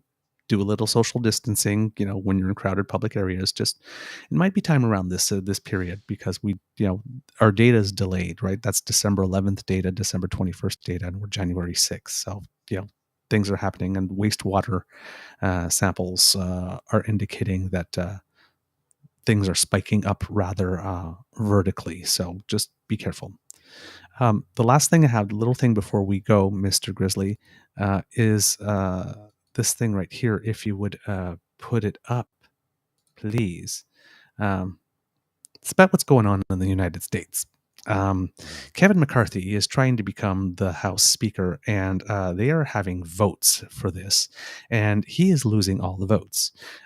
He can't afford to lose more than 4 votes per session, and right now the Republicans are in such disarray after 10 rounds of voting that they actually are proposing 3 different candidates now at any given time. He lost on the first one, and that's the first time in 100 years. This is normally a formality that someone lost a vote, right, for this type of thing. Wow. Now, normally, the record was last time it happened, it took 9 votes to get someone confirmed. Well, he's made history because he's lost the 10th. So now this is the longest current bid for House leadership in 164 years. And the last time was during the Civil War, which took 133 rounds. So that's 10 down and 124 to go to be the biggest loser ever. And I think there was an 11th one that he also lost. In the first 2 rounds, he lost 19 votes. In the third round, he lost 20. So he was losing more. In the second round, which was really awkward, is that Jim Jordan actually nominated McCarthy, only to have Rapey McForehead, Matt Pizzagates, nominate Jim Jordan as being the substitute. Jim Jordan, that was created a rather awkward moment for Jim Jordan, obviously. So then in the third round, Rapey McForehead, who's still trying to get his pardon, nominated Trump from the floor.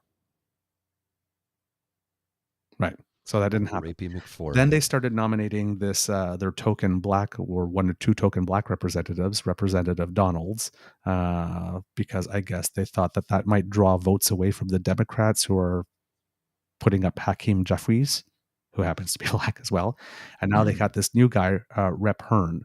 There's about 5 people that constitute the Never Kevin caucus who are not going to vote for him no matter what, and he can only afford to lose 4. And they're basically trying to get him to give them positions on boards and budgets and responsibilities to this specific group of about 20 Republicans who are holding the entire party hostage to try and get rid of him, to get their own way. Normally, a type of vote, they're also trying to put in a thing where they can remove the speaker or start a process to remove a speaker with a vote. And normally that requires a majority of the delegation. They're trying to get that down to him saying it'll only take 1 request from 1 person. He's not willing to give more than 5. And apparently that's a no deal. But basically, Kevin McCarthy is basically giving away the whole store in order to be able to get this gavel, which means even if he did do it, he would be like the most impotent speaker in U.S. history. So I don't know. Like, he's submitting himself to lots of pain and humiliation, but the party seems to want to be standing against these 20 and not letting them get their own way, holding the party hostage to get what they want. This could very well go to 124, because those 20 are basically saying that they are never going to give up, and they're basically trying to erode the will of the party to get someone else. And then Kit Linda put this nice little meme here underneath saying, the winners of RuPaul's Drag Race will receive a $100,000 grand prize and be crowned Speaker of the House of Representatives. They want him to sashay away, and everybody but there's still about 200 or so that say, Shantae, you stay. There you go. Mr. Grizzly, do we have a show? We do. I've got 3 quick things I need to bring up first, though, because this just came across my feed. So I thought I would include it. Just a second here. I got to put a title to the thing before I put it up. While you do that, I'll just do a little thing.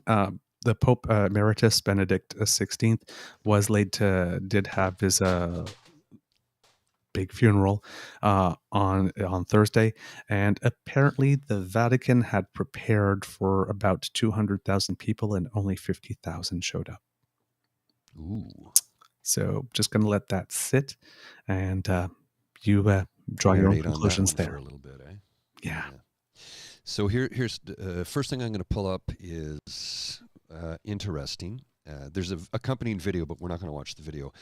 So this was from the Sylvia Jones, MPP. Spread the word. Starting January 1st, Ontarians will be able to visit pharmacies across the province to receive treatment for common ailments at no cost. Right. Expanding the ability of pharmacies to provide care is one way we're making it convenient to access the care. Really? Because some shoppers have signs up about fees they are charging for this, Sylvia. Now, again, I'm wondering if that's the fee for having the prescription refilled versus, and it's being conflated here.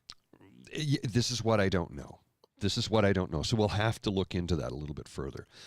The other thing I'm going to put something in the chat here for the kids who are interested. I'm going to hit the click button there, and that will give you a link to the Canada's live population clock. Yes. We are going to hit 40 million before the year is out because we're at 39,394,000 as of this minute. Right. And then I thought I would end on this super positive statement and photo all at the same time. Okie dokie. Oh, yes. You might want to remove the logo there. Oh, yeah, just a second. I'll do that. Boom. Audrey Hepburn. For beautiful eyes, look for the good in others. For beautiful lips, speak only words of kindness. And for poise, walk with the knowledge that you are never alone. I like that. It's good, eh? That's really good. She said that a long time ago. Mm-hmm. Mm-hmm. Mm-hmm. Well, kids, that's the end of this episode of, well, more than just a nibble. Let's call this, just to say, the Eager Beaver Morning Podcast. We hope you love listening to us because we love making this for you, and we love seeing you here in our chat, and we love the compliments and the comments that you sent us after the shows if you're watching us not live. Because democracy is something you do, if you can, roll up your sleeves and make a donation to Canadian Blood Services or HEMA Quebec. During the holidays and during the storms, they had a big shortfall in the amount of blood that they were seeking to get, and the supplies have gotten low. They had a particular need for platelets and O negative blood, and you never know when any of us are going to be in an accident or in a situation where we're going to need blood, so we need to make sure that our blood banks are well stocked. As the ad says, blood, it's in you to give, so if you have the opportunity, please do so. We really appreciate that. If you really like this podcast, you can find us on the Dean Blundell Network, as well as anywhere you get your podcast featuring a grizzly bear and a beaver, all decked out for a wonderful 2023. And so please share the podcast. We love your feedback. Let us know what you think. We're on Facebook. We're on Twitter at True Eager. True North Eager Beaver at gmail.com is our email address. And if you want to make sure that you never miss an episode, if you subscribe to us via our pod page, podpage.com/the True North Eager Beaver with a hyphen between each one of those words, will come straight to you as soon as we get something published. If you really, really like this podcast and want to encourage us to do more, you can find our tip jar at coffee.com. That's our coffee page, ko-fi.com/eagerbeaver. Sweepstakes right now. Well, not sweepstakes. We don't have a prize for you, but just wondering who our first tip of 2023 is going to be. We're very excited. So if you want the dubious honor and distinction, you know what to do. And finally, if you'd rather get something for your money because, it's inflation for anyone, and you need to be thrifty and get a good deal. Well, we've got merch for you. Eager Beaver t-shirts, as Mr. Grizzly just showed. We've got them for you in sizes small to 3XL, total of 6 designs for you to choose from, and you can get that at our site. You probably know the coordinates by now if you're a loyal follower, but it's deanblundell.square.site/shop/True North Eager Beaver with a hyphen between each one of those /10. Or if you just go to the website and click shop, you'll find us there. Being informed has never been more fashion, and it's a great way to ring in 2023. So go get yourself some fabulous today. From the Beaver Lodge, this is your Eager Beaver saying, until next time, dear kids, it can be a tough world out there. So please be kind to and gentle with yourself. And thank you, Kit Jen, for saying that this is a lovely way to start the day. And Kit Saucy, Beaver always starts the day off nice. Thanks for another great show, says Kit Linda. You guys are so wonderful. We love you, and feeling the love. And Mr. Grizzly, please, we're waiting with bated breath for your words of wisdom. Don't hold it too long when you gotta pee. Oh, there we go. Okay, let's roll the credits. The True North Eager Beaver podcast is an Eager Beaver Mr. Grizzly collaboration. Research, story, and guest curation and copy written by the Eager Beaver. Recording, production, editing, and additional research by Mr. Grizzly. Music courtesy of Ben Sound Royalty Free Music. Once again, thank you to our founding sponsors, the Peppermaster, the Miss Fee Mysteries from Corvid Moon Publishing and CanadianTarot.com. And thank you to Pete Jarvis for our artwork. We love it. Kits, we'll talk to you real soon. Bye. Take care. May your pee-pee dance have some rhythm and some funk. See ya.